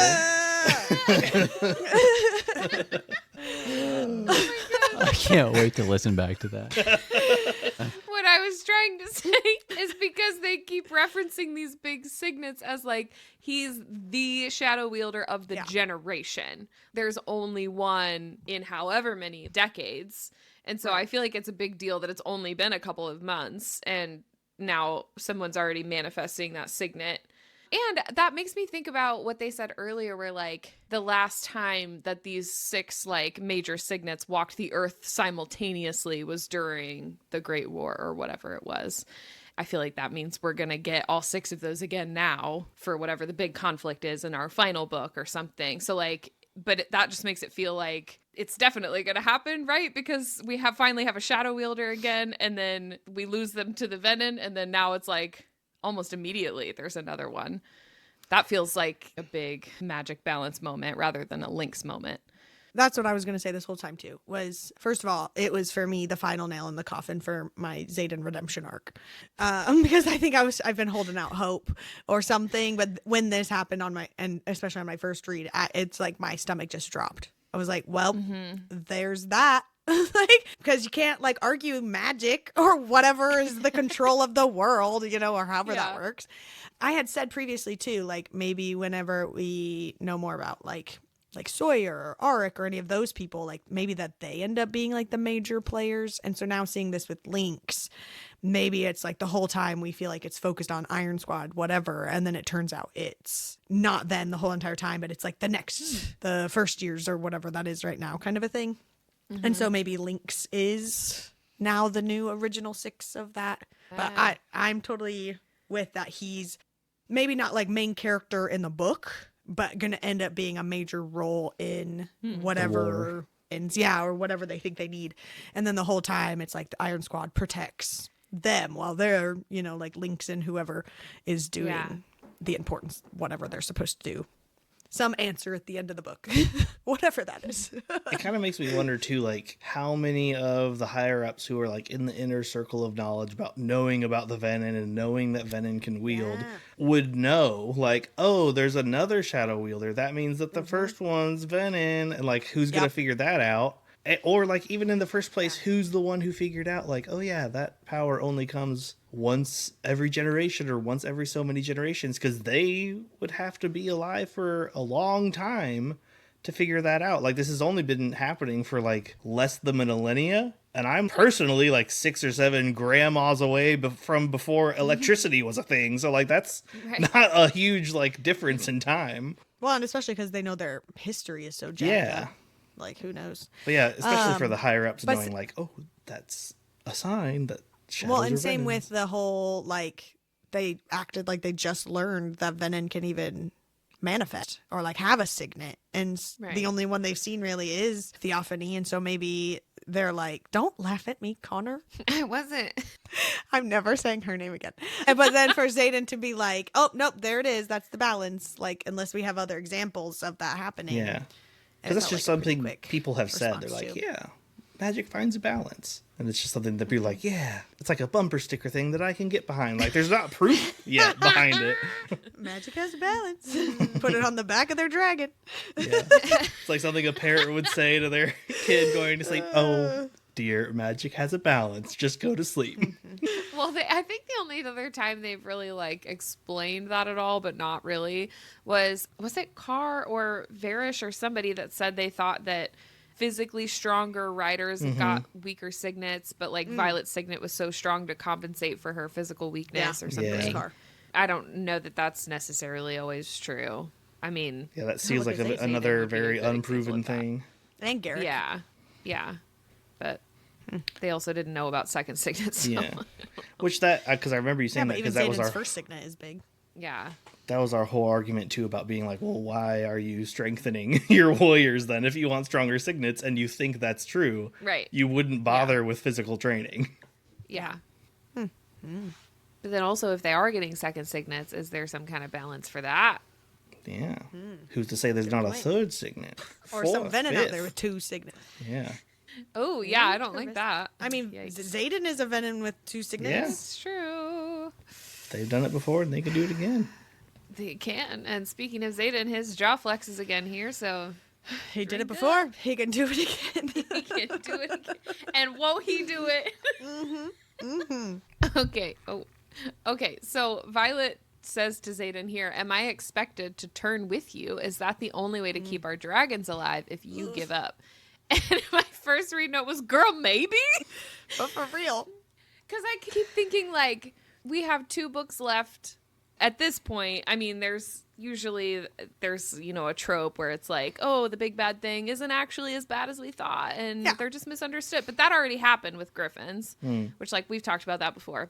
Yeah, and I thought maybe it could happen with Venom, but I feel, we're past that point. Yeah, I think we're way past that point now. So, like, but there's also so much about them that we don't know. So I just keep thinking, like, is Violet going to turn too, or is she going to go with Theophany to learn more about the Venom? Because how else are we going to find out what's going on in Morath? That was my note. Are we in Empire Storms and Tower of Dawn? This is just giving a similar vibe of, like, how are we supposed to know what's going on, or, like, learn anything about them, or learn how to defeat them if we don't, like, have any of that information? I guess we have been set up to have a Xaden POV, but, like, kind of, but, like, not really. Really only when Violet's incapacitated or something. So I don't know. I don't see Xaden's POV being the like end a wasn't major thing incapacitated. End of Iron Flame. Oh, She yeah, was I guess awake. that's She true. followed him down to Yeah. talk to Jack Barlow. But I don't know. So what you're saying is they need a more practiced Venom on the quest squad to join in with their wyvern and their red cloak. Trustworthy Venom. Sure. oh jeez. I don't know. Yeah, this made me really curious about the Venom, actually. Like, after I started thinking about their quote-unquote society. Well, not to mention the need to know more about the nature of channeling. Like, we know they lose their soul, but does this mean that they become, like, inherently evil? Like, if it's truly about power, then why have a leadership structure to begin with? Not to mention a teaching structure to help other Venom progress and, like, become more powerful, too. Like, Yeah, don't good know. point. Here's a good thought. It's a pyramid scheme. Yeah. But for real. It does make me nervous, though, for Sigale, and then obviously for Taryn and the whole trickle down of that, because it's not just about keeping the dragons together because of the bond, but, like, we don't see other Venom with dragons, I don't think. Yeah. So how does that work in the long run of things? Except for Jax, but he killed Well, he killed his. it. I know. Right. Yeah, so that's what I'm saying. Like, is that where Zayden's going to get to at some point? I just had a quick note at the end of their little like argument here. In Violet's POV, it says, "I just fought with every weapon in my arsenal and it wasn't enough." And I said, "Let your hair down, baby. He told you that would give you an immediate win. You did not use every weapon in your arsenal." That is a great point. That's all she needed to do. Yeah, he told her. Yep. And then this is the part I had mentioned at the beginning of the chapter with Llewellyn, where he says, that Xaden and Violet would both say that each other's the most important thing over literally anything else, and that's what makes their relationship so dangerous. And even Violet says at some point, I think during their emoji erotica, that their relationship is pretty toxic and how they handle it with each other and all the things, and it's not healthy in and of itself, regardless of the venom and all the things of the world. Like, even if he was just the Duke of Tyrandor and taking care of his people, yes, putting Violet like way high up and all of the things, but they do take it to that extreme as far as caring for each other, doing things for each other, regardless of thinking about themselves or maybe even the people around them and all the stuff. Because even Violet just keeping Xaden around is putting all of her friends in danger, and it's just makes me nervous. Does Llewellyn know that he's Venom here? I don't know. It doesn't seem so. I don't think so. Yeah. So I don't know. Not good. Well, this episode is brought to you by Mood Reader Candles, aka the only reason our houses don't smell like 3-day-old coffee, regret, emotional damage, and most recently, kid puke. Literally, though. Let's be real. When your book boyfriend is emotionally unavailable and your TBR is basically a cry for help, you need a little ambiance. Mood Reader's got you. Light up Wing Leader when you're feeling powerful, Skybound when you're on the verge of a breakdown in the clouds, or Dragon Bond when you're emotionally bonding with a creature that could literally eat you. These scents are not here to play. They're here to set the mood, hide the chaos, and make you feel like the main character in the very dramatic adaptation that is your life. Use code FRIENDS10 for 10% off, and thank us later when your house smells like the happy ending you knew they deserved and the soft epilogue that healed your soul. All right, chapter 47, kicking it off with the pre-chat. Pre-chat. Nice. Thank you. Sound like a dog. Like a little yappy dog. So this epigraph says, "A dragon determines its last flight and its riders." And on my first read, I thought this meant Sawyer was about to die after everything he's just been through, because this is the chapter where he gets back on Sleeg for the first time. And my note just said, "Rude of you, Rebecca." She better not. But even though Sawyer didn't die, I did cry on this chapter on my first read. Not this read, so I'm not putting it on the cry counter. But on my first read, this moment with Sawyer getting back on Sleeg was my first cry count. They have this whole sweet little moment where he's like actually smiling and he's like, "I can ride," and Violet's like, "You can ride." But then she turns to Andarna and has that whole moment with Andarna telling her that she can grieve and finally speaking directly to her and stuff. And after Andarna just like had this little moment too where she was offering to help, and it was just very sweet. So Yeah. that was a cry on my first read. It's the part when she's like, "See, was it how you got up there, or is it just that you're up there at all?" And he's like, "I think you know the answer to that." And I was like, "Oh, Sawyer." So precious. While he is having this like debate back and forth, Sawyer says like he didn't want to dishonor his dragon by making him like dip his shoulder or whatever. And Violet says to Taryn, "Does that dishonor you?" And he says, "It would take a great deal more than change of posture to dishonor me." And then Violet says, "But you never had to lower yourself before, did you? Not for Naolan." Or Taryn immediately cuts her off. "We do not speak of the one who came before." And it says, "Agonizing pain floods the bond, and I immediately regret my choice of words." I just know it in my heart of hearts that something major happened with Naolan. I just don't know what it is. Like, obviously, I don't know any other dragons' POVs. So do they all act this way about past riders and stuff? Or is it something specific with Taryn? Because it just feels like it's such a major thing. I'm going to feel so much like redemption when his name shows up again. I still feel like Naolin must have turned venom to save Brennan. Yeah. And like somehow severed his bond with Taryn or something. And that's why Taryn's being like so protective of Sigale and giving her time to like process and space and stuff. I don't know. Well, and maybe that is how we learn what happens for Sigale. Like I was just talking about being so worried for her and all the things. Like maybe we'll see like based off of Taryn's experience, the same thing will happen over here or whatever. I don't know. I just imagine Naolin just going to pop up again. Or I don't know what it is. Yeah, but something happened. Yeah, it might be worse than that. I don't know. I don't know how, but it's true. Another great Riddick moment. This is more of a shout out for Rebecca Soler because the way that she narrates the scene was so funny. But when Riddick comes out and sees Sawyer on top of Sleek and he's like, Sawyer, look at you. And he's like running up to him and then Sleek snaps his teeth at Riddick and he goes, look at you from a distance. He starts backing up with his arms raised. The narration there was great. It was just, that's such a great moment. He really is like one of the most well-written characters I think I've ever read. It's so good. For me, it's when he backs up, turns around, throws his arms around Dane, who lifts his brow, then slowly brings his hands up to pat Riddick's back twice in an awkward exchange. Like it's not just the back up. It's then this interaction with Dane. And just like everybody just puts up with him. Like they're just like, oh.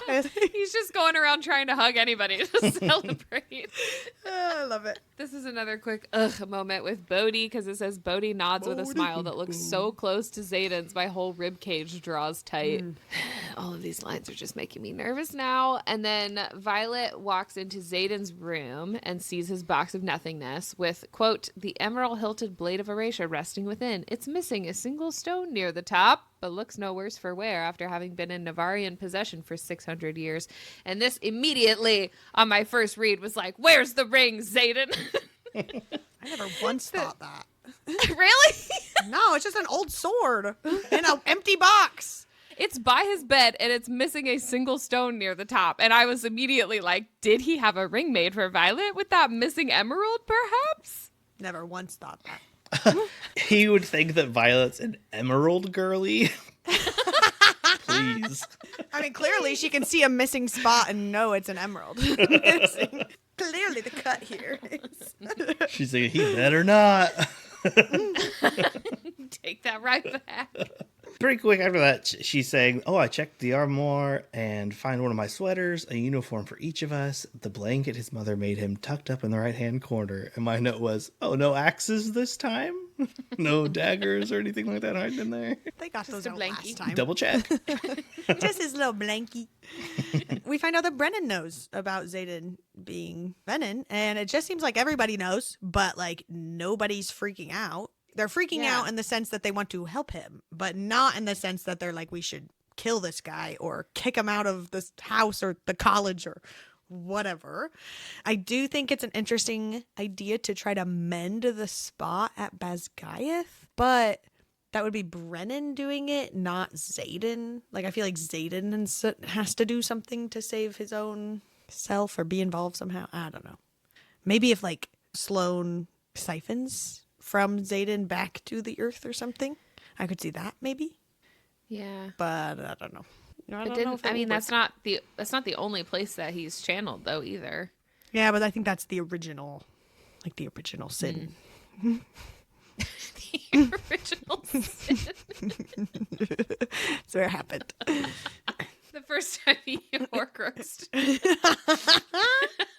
All right, this takes us into chapter 48. This is the epigraph that we keep talking about. This is the resurgence of evil. I'm sorry, not the epigraph, the pre-chap. A blurb. Thank you. All right. Who cares? So this is the resurgence of evil, a timeline. So this Pearson guy wrote a whole Vened timeline with examples, and we don't get to read it, so that's rude, first of all. But his example here, there's so much about this that is awful, but it sounds like this sage just destroyed an entire city, but the only adult amongst the 3 survivors, which makes it sound like the other 2 survivors were children, so assuming this is her family, the only adult described her as his wife. And I don't like any of that, but that's just, I feel like there's a lot in this section that's just foreshadowing to something like this happening with Xaden and Violet. Yeah, it's the fact that it wasn't just like the people saved, it was specifically their house while the whole village was like desiccated overnight. And then later in this chapter, I think this is your next note, where she talks about some pattern of something 3 times. Yeah. And I saw a video online that was saying they think that's tied to this pre-chap. That was the like pattern or whatever. You read your notes so people know what we're talking about. Okay, well, it was just me going, pattern of what to 3 of what?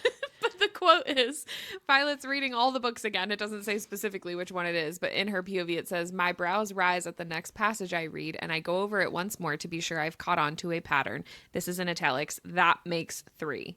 Yeah, and so then it moves on to something else. Saw that somebody said they think that the book she's reading, and that's why it's like the epigraph for this chapter. Yeah. And so maybe it's happened Yikes. multiple times. So I feel like maybe is this foreshadowing for, I don't want to say Tyrandor. That sounds horrible to say. And then maybe like the House of Ryerson is the only thing safe, or wherever Violet ends up with potential offspring. Ah, horrible. And then we get another Venom Anonymous. It's only been 73 days. Ugh, Wow. Xaden, look at you.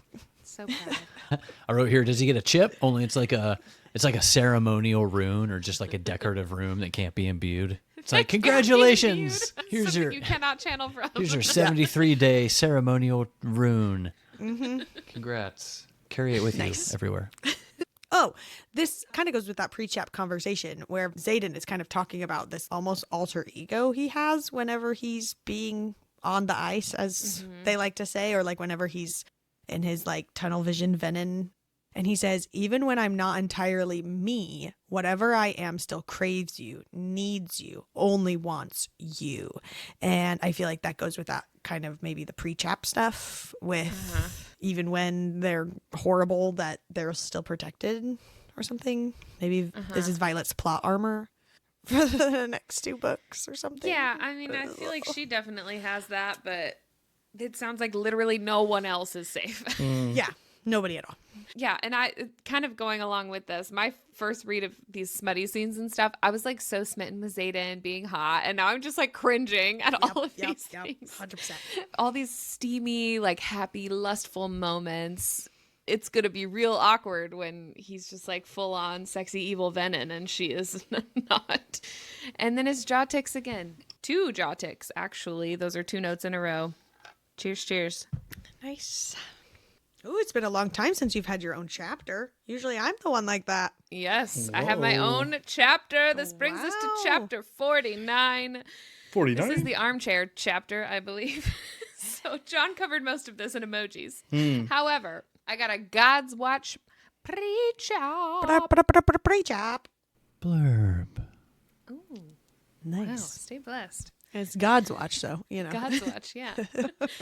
And I quote, You get while most deities allow temple attendants to choose their timeline of service, only 2 require a lifetime of dedication. Dune and Loyal, for both war and love, change souls irrevocably. And my note is just that there has to be more to this soul belonging thing. I just can't piece it all together yet. Missing some info, but there's that. Changing souls irrevocably.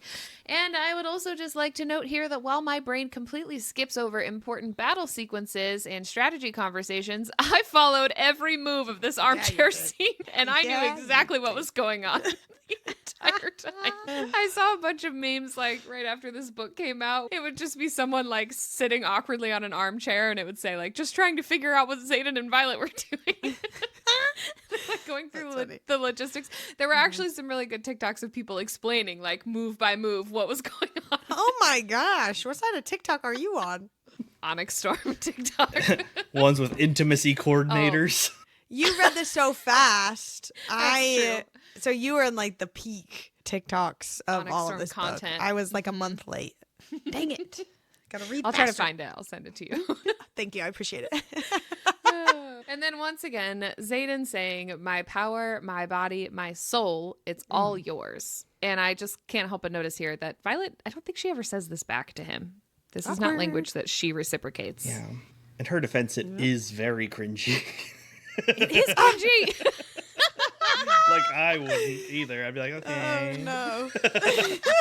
Thanks. Thanks. Oh, I'm gonna my go get a God. water. Stop. Let her be Cheers. happy while she can be. Like, I don't want to be like Violet can still, I guess, have her moment or whatever. She can get it. Yeah. She's about to get it. She is Okay. actively Yeah. getting it. She's My next note in is this moment. Violet. Yeah, Violet mid-orgasm. Oh. It just says, hurling me from my body into whatever realm exists beyond. And I wrote, I know we're in the middle of a sex scene, but I am so intrigued by all of the realm language in this series. There's a lot of like, they call it the realm, or like they say things, whatever's beyond the realm. So again, with only 2 books left, I don't know if we'll get any more beyond the realm details, but since we get 2 new gods in this book and there's a lot more gods talk happening, hoping maybe we might at least get some insight into something. Is she setting us No. up for a Yarrow verse? And Yarros soul talk. verse? That would be amazing. And the soul talk. Yeah, exactly. And that Dune and Loyal, like those 2 things are irrevocably changing souls. I mean, And it would totally be like Rebecca to hide super important things in a scene like this. exactly. You know? Exactly. You're pointing at me through the screen. I'm like backing up. I'm 600 miles from you. I'm like, ah. Now I can't help but picture her mid-orgasm, like, hurling my body into whatever realm exists beyond. I wonder what realms exist beyond. And then she just, like, gets totally distracted from the moment. Zane's That like, would be like a lost her. woman. though. So true. Okay. Anyway, that's the end of my my chapter of notes. So All by yourself. Thank you. Good job. thank you. I'll start us off on our last chapter of the evening. Chapter 50. It's a POV from Violet's dream. It says, the sage is saying, "You are ours. You will bring what I want, or she dies. I'm through waiting, and I will not allow her to win such a prize." And he says, "I only have to reach for the magic in the earth, and they'll be safe. She'll be safe." Xaden is saying this to himself, because I'm like, is this a Xaden POV dream? Was my note at the time that I read it. Yeah, my first read note here was, is this a Xaden dream or is this Violet? And like, is it Xaden and the bring her to me is Violet, or is this Violet's dream and the bring her to me was Andarna? Was kind of like I didn't even think of it And they in were that like- sense. trying to get Andarna for some reason, but that's wrong. So Yeah, I guess because like the POV whatever said like, I only have to reach for magic in the earth, and I was like, well, surely Violet wouldn't be thinking that. She's Well, not I really struggling mean- with that. it's a dream. So That's fair. Yeah, She did at the end of Iron Flame. dreams are crazy. That's true. and she's talked this whole time about is she have to channel too to be with Xaden or Oh, yeah, whatever. that's But true. anyways, I just had the thought that this is the other like sage or whatever that Stephanie mentions, and the one that Xaden killed, air quotes. well, no, because I assume it's the guy still alive that Theophany says like she doesn't want Violet to like train under him. Yeah. Yeah. Yeah. Erwin. Yeah. But I think this is him, and he's telling Xaden like to bring Violet to him so Theophany doesn't get her. Yeah, I will not allow her to Oh. win Sure. such a prize. I get that. Yeah, That hadn't really like she occurred to me. like he doesn't want Theophany to win Yeah. Violet Yeah. or whatever. I'm with it. Yeah. Okay. Agreed. Approved. Up. And then Xaden's jaw clenches so hard, Violet can hear his teeth grind. So, big old Trinkies. Yikes. You got to drink with your jaw clenched. This guy's gonna need a night guard Painful. grinding those teeth to little nubs. The little What an baby ones. intimidating venom. Old man Xaden. Oh no. And then, so Xaden says, "You were in my dream." And I just, my note was just, oh, I guess so. Calling back to like, is this a Xaden POV dream? And then I wrote, does this count as a called it? Because I wasn't exact, but that's pretty darn close. Like, I Yep. say you've called it. Yes. I've had to skirt around you saying that so many times. I thought about it. I was like, I guess I said like something about her dreams, but I don't know how specific I ever was. But Yeah, every time we've talked about the dreams and how weird they are and they just show up and then leave, you've said something about the dreams, and then one time you said maybe it's a type of intrinsic or something, mental, all the things, and it's literally what it is. mental, bruv. Cool. Called it. Woo! Cool. The little trumpet. It's so cute. Kyle played trumpet all through high school. Fun Yeah. fact, he was a little marching band kid. Was not in marching band. he We was a didn't little have band marching kid. band. Yeah. Small school, sorry, my bad. I left when I was first chair trumpet, and he was like, "You can't leave your first chair trumpet." And I was like, "I'm the only chair trumpet. I could suck, and it wouldn't make a difference." Tiny schools. Ooh, okay. So then Zayden says, I've had the dream on nights you aren't with me, nights you were hours away. Very cool. Major implications of this signet here. Very excited to talk about this. I just wrote down any tiny little bit of information we get about this signet here, because we don't really have obviously a ton of actual facts. This is even all of this is just them speculating, because they obviously don't know anyone else who can do this. And so one is when Zayden was saying, when I do have the dreams and I wake up, I feel like there was somebody there with me watching. And so that's kind of interesting if she does end up honing the skill and they end up using it for some secret sabotagey something, that maybe the other person would still maybe know she was there, or however that all kind of gets played into it and stuff. But I also had a thought with all of this, that does that mean this sage person is a dream walker as well? Because they're obviously in the dream. So like, what in the dream is made up? Is it like Zayden's head and whatever the sage is saying is made up and that's the dream? Or because the sage is kind of there giving him like a message almost every time. And also in the background is like a whole city he's never, or like they haven't been to and stuff.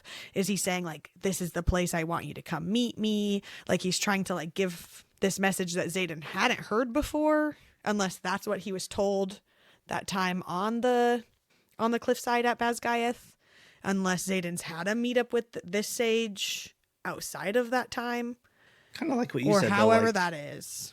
it is a dream, so it may be just his mind, going like Yeah, crazy. I just with think the about idea like of the it. balance. Yeah. Like somebody else would have that, like some Venom out there potentially has that signet, since she has that signet. So maybe it's the sage guy. I don't know. If there is a balance too, that kind of brings an interesting question about intrinsics in general, because obviously Basgiath pretty much kills all theirs off. So are there any Venom with that power, or is magic saying like, well, if they don't have it, you can't have it, or is there a ton of Venom with it because they don't kill them off? Well, there's at least one, because Zayden, Yeah, and potentially more if other dragon riders are hiding signets. and he had that before he turned Venom, but yes. Well, yeah, but so did Violet. Maybe that's why people Violet keep has getting a the power, and she's not a Venom. Yeah, maybe people keep getting intrinsic abilities because the Venom have so many. Good point. It's trying to balance it out.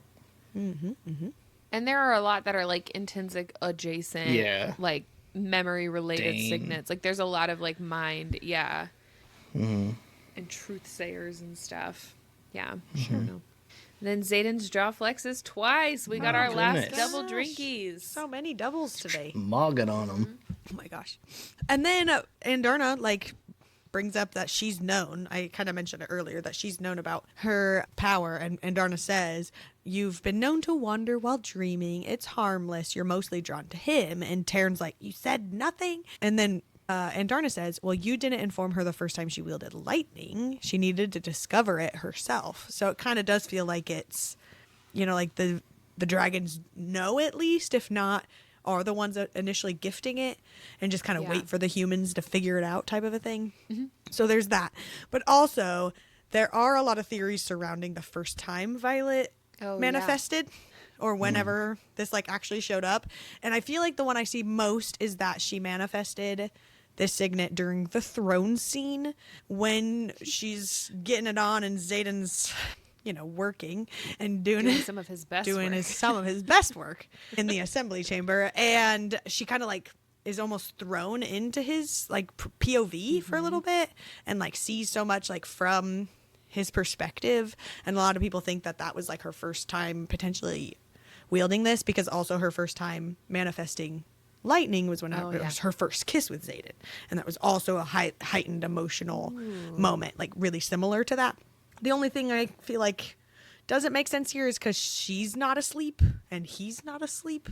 So, like, is it really a dream? Is she not actually a dream walker? And that's just what they think it is, because that's when it happens to be easiest to manifest, because your shields are down when you're asleep. So maybe she can do this like all the time and really just manipulate people's thoughts potentially, or be in there somehow or something. Like maybe it's not dream walking. That's just their speculation. Or that's just not when she manifested. It could just be a whole nother time. But obviously she started having some dreams in Iron Flame. Sometime in Iron Flame is when this manifested, obviously, but I don't know if that's the specific moment. I think that was definitely her second signet. I don't know if it was the first time that she wielded, but yeah, maybe that goes into the research of the. Didn't it? Speculation. Yeah. Am I misremembering, or didn't it say that Xaden like sent that down the bond, or was she mistaken in saying that in her narration? No, because Xaden didn't know how it happened. Okay. And he was like, "That's never happened before. That was weird," or whatever. Okay. And they've sent feelings to each other. Like when she needed to do lightning when she was with Carr, and he kind of like kind of put feelings and thoughts down the bond, but that was like a whole nother.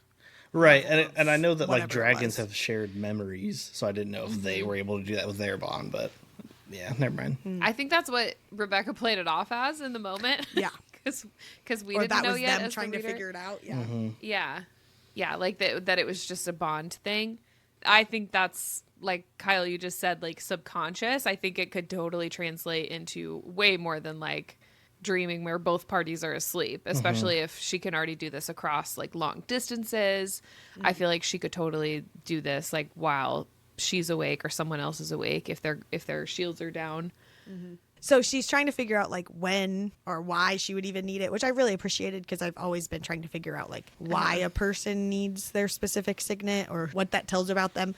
And she was saying, you know, why would she need to know somebody's sleep, except for that she did when she was cut off from Andarna for all of those months. So I really appreciate knowing why we have the signet.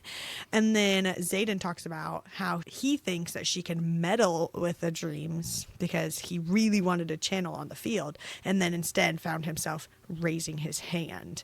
And so it's kind of interesting too that, first of all, if she can do that, and what the implications of that are potentially for others, or how they would use that for information or wartime stuff or whatever.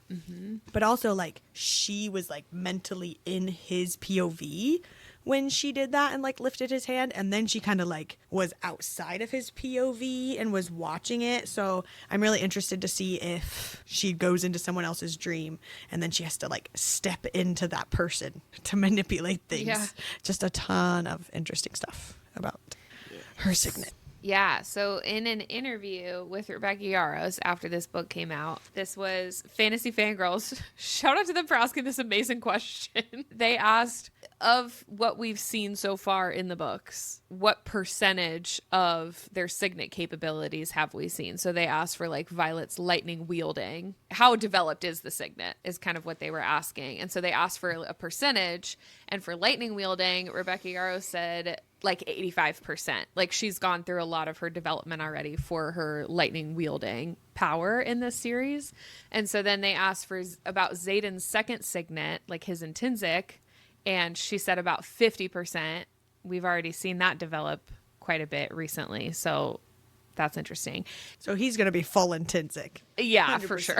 If he's not already. Yeah. Then they asked her about Violet's second signet, and Rebecca said 10%. Yeah.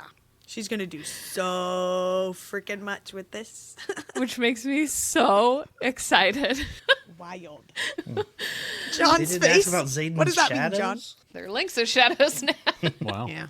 Yeah. That's crazy. Yeah. Absolutely wild. So buckle up. I am stoked to learn more about this. And especially if this is leading up to like a huge war in book 5, or I don't know, like book 4, I'm really hoping we'll get a lot of development and figuring out how to like, I don't know how you even learn to train that signet, but like, well, maybe that's how we see the other side of whatever's happening. Like if Xaden decides to go full venom and goes to the other side or something. She can still like be connected and see certain things by going into his mental POV or. Well, and that's interesting too, because they have said like there was only one bonded pair of dragons that could communicate in like really long distances like that. She and Xaden can't like speak down the bond when they're that far apart, but she could be in his dreams when they're hours away. Well, and right now she's like subconsciously there. So maybe at some point she'll be able to just sit in there and have conversations and like, Yeah. or Yep. whatever. So I'm wondering what this could mean for her when it comes to Melgren. Yeah. Interesting.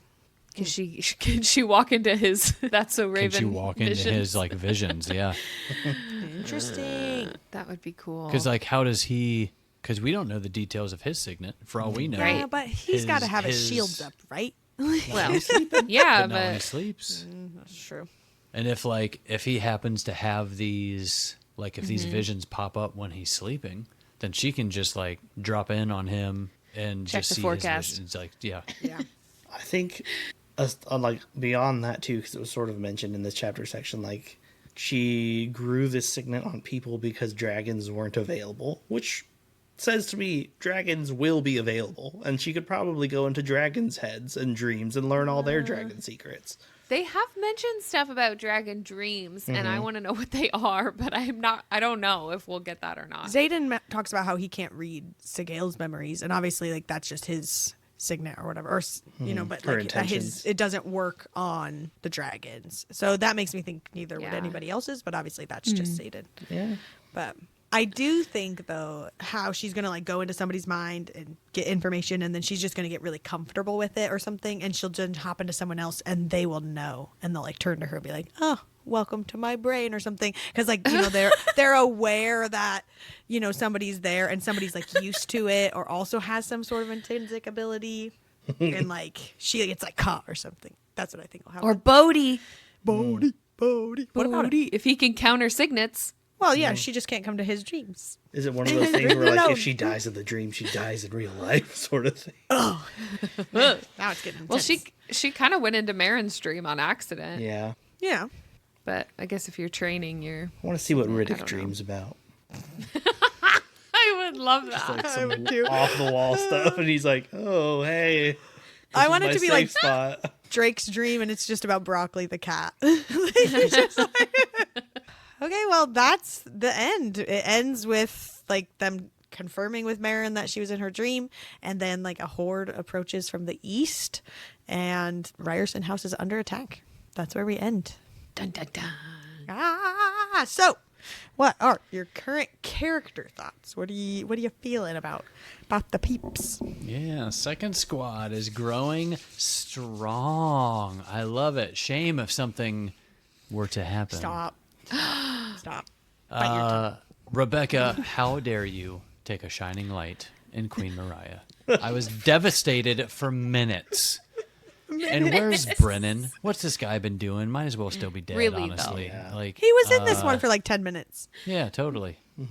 He was like a commercial break. Well, where's Mira? Mira wasn't in this section at all. For She doesn't going wanna at be. the Sorengale children. Dude, she's giving us. I mean, I'm just talking about in general, not even this specific chapter Yeah. section. I mean, Yeah. the dude has just been like He's not. ever since we found him alive, it's just been like, oh my God, Brennan, he's alive. See you in a couple months. Yep. Every once in a while, he'll You're remind so us that right, he's though. alive. You're so right, though. At least, that's at least amazing. Mira went with them to the Isles and stuff, so we Yeah. got to see Yeah. like some of that. But Yeah. what's this guy Very been doing? Come on, man. Anyway, Well, I think Riddick really shined in this section for This sure. whole book. yeah, He's shining always up star. there. Yeah, he's always up there just for like the sake of relief from tension. I'm glad he started to show up in the story as like a more important character and really make a spot for himself. And that's definitely not foreboding at all when people give backgrounds and grow. It's not. It's really not. He's fine. I'm fairly sure Xaden is still the worst, and I know a lot disagree, but I beg of you, take a few steps back, deep breathe, really ruminate on it. It's not looking good. Amazing. You made people take a few steps back from their headphones. Good. Yep.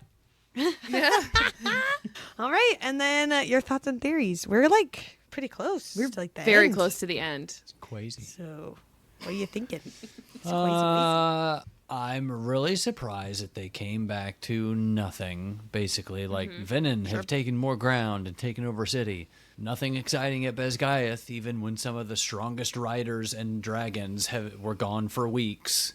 Like, come on, man. Feels like Rebecca is, like, seriously slow playing Stephanie, because I feel like when we see her again, it's going to be some, like, major business going down. You know what I mean? Giving her some warning. She's like, hey, saw you flying over whatever that town was on the way back from the Isles. What were you doing? I'm curious to see how Andarna kind of gets over her disappointment a little bit from her time on the Isles. I do foresee Leothan being a major player and reconnecting them with the Irids. Because even though Xaden kind of scared them off, I think, a little bit, there could have maybe been some headway with him on the Isles, so I could see that progressing a little bit, especially if, like, Xaden ends up going, like, full Venin and he is kind of out of the picture a little bit, at least when it comes to, like, their party. I mean, the Irids were watching them before that moment. Who's to say they stopped? So it would be interesting if we see them come to the continent, because it's my opinion that they haven't been to the continent in a really long time. I think they were following them around the Isles for sure. Their comment when it said that they were looking more for victory over peace, a big indicator of that is they probably saw everything that happened at Herodotus, and they were like, and how they... Is that how I said it? What? You're muted.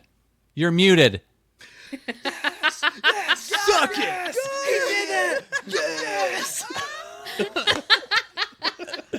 You're muted. What? How do you say it again? Are you talking about Hedotus? Hedotus. Yes.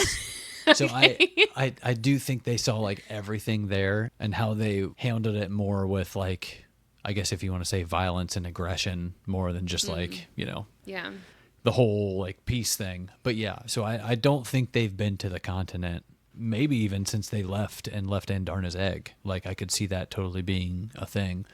But I might see Leothan making his way back, just like appearing, like on the continent. Yeah, just like appearing to them like out of nowhere. It's like, hey, I'm here. Surprise. Magic. I agree with your last point. Your last point's actually my first point. I said that I think we'll see more of the Irids, obviously, because I hope we wouldn't waste a whole book finding them for it to be pointless, but because I would be willing to bet that much like Besgaiath and the Empyrean itself, there's a division in their group of different schools of thought on how to progress, and like a few will sneak off to meet with Andarna and give more info under the table. And yeah, sort of, I mean, pretty much all the same, honestly. I'm also expecting Stephanie to show up because she's also been too big up heart to not do something else. Like, if I were her, I'd be getting pretty impatient with all these unanswered letters and start making myself known a little bit more. Like, if you're not reading my letters, I'm going to do this. And then you'll show up. Yeah. Yep. And of course, Violet's dreamwalking coming into play. I feel like she's going to have, like, ethical issues that she'll have to get over if she's like... how okay she is with incepting people regardless of the amount of friendly they are to her. Like, she's like, oh, I don't want to go into this person's dreams because they're good. Like, I'll go into the enemies or whatever, but... I could see that. Yeah. She did say she was getting, like, her moral compass was, or her, like, line was being blurred or whatever. So, who knows? All right. Well, that's the cry counter for us. I'm still at 3. Connor is the winner with 4. And the boys still have 0. This is my formal request for somebody to cry. Please. Never. Level the playing field. I mean, we're coming to the end of the book, and maybe. And the boys haven't cried at all yet. This whole all series. 3 of these. Yeah. It's not been a tearjerker. I mean, you cried 0.5, Kyle, in all of third class. True. That was also not a tearjerker. I'm not expecting Kyle to cry. Kyle just said third of glass wasn't a tearjerker. That's amazing. Maybe I'm just a tearjerker. You have no heart. No That's comment. true. But I mean, if we didn't get Jon with Liam, I don't know if we're gonna get him at all. I'm not expecting it. I think we would have got Jon with Liam if he was in the second book, because Jon really liked Liam I feel like your love for Liam came after he died. That's Dude, so what? bad. Like every That's time we true. talk about him, it was always I think I just like saying Liam. you my just Liam, needed like you know? a little Yeah, bit more time with that's him. fair. I feel like if Didn't we all? something happened to some of the characters now, it would be more Stop. effective than Liam was, because Liam didn't really have time to become Yes, he did. a very deep character. He was just like a good dude, helped out, He was died. perfect from the start. Yeah, That was his fatal flaw, is that he was written too perfectly. yeah. Yep. My boy. So she had to kill him off. She's even said that in an interview. Had to kill him off because he had nowhere to grow. Anyways, Anyway. Connor's going to cry again. Add it to the cry counter. No, quick, let's end the episode. Thanks for joining us for episode 16. Next week will be our penultimate episode for the whole dang currently published Empyrean series. We are going to be talking about Onyx Storm chapters 51 to 59. So we can really take our time with these last 2 episodes. So, pretty please, be a dear and subscribe on YouTube and follow on Instagram and TikTok. You will not regret it. And if you do regret it, we have a 100% money back guarantee on all free subscribes and follows. Well, that's a wrap on the chaos for now. But if you're not quite ready to return to reality, honestly, same, head on over to BetweenPagesAndFriends.com.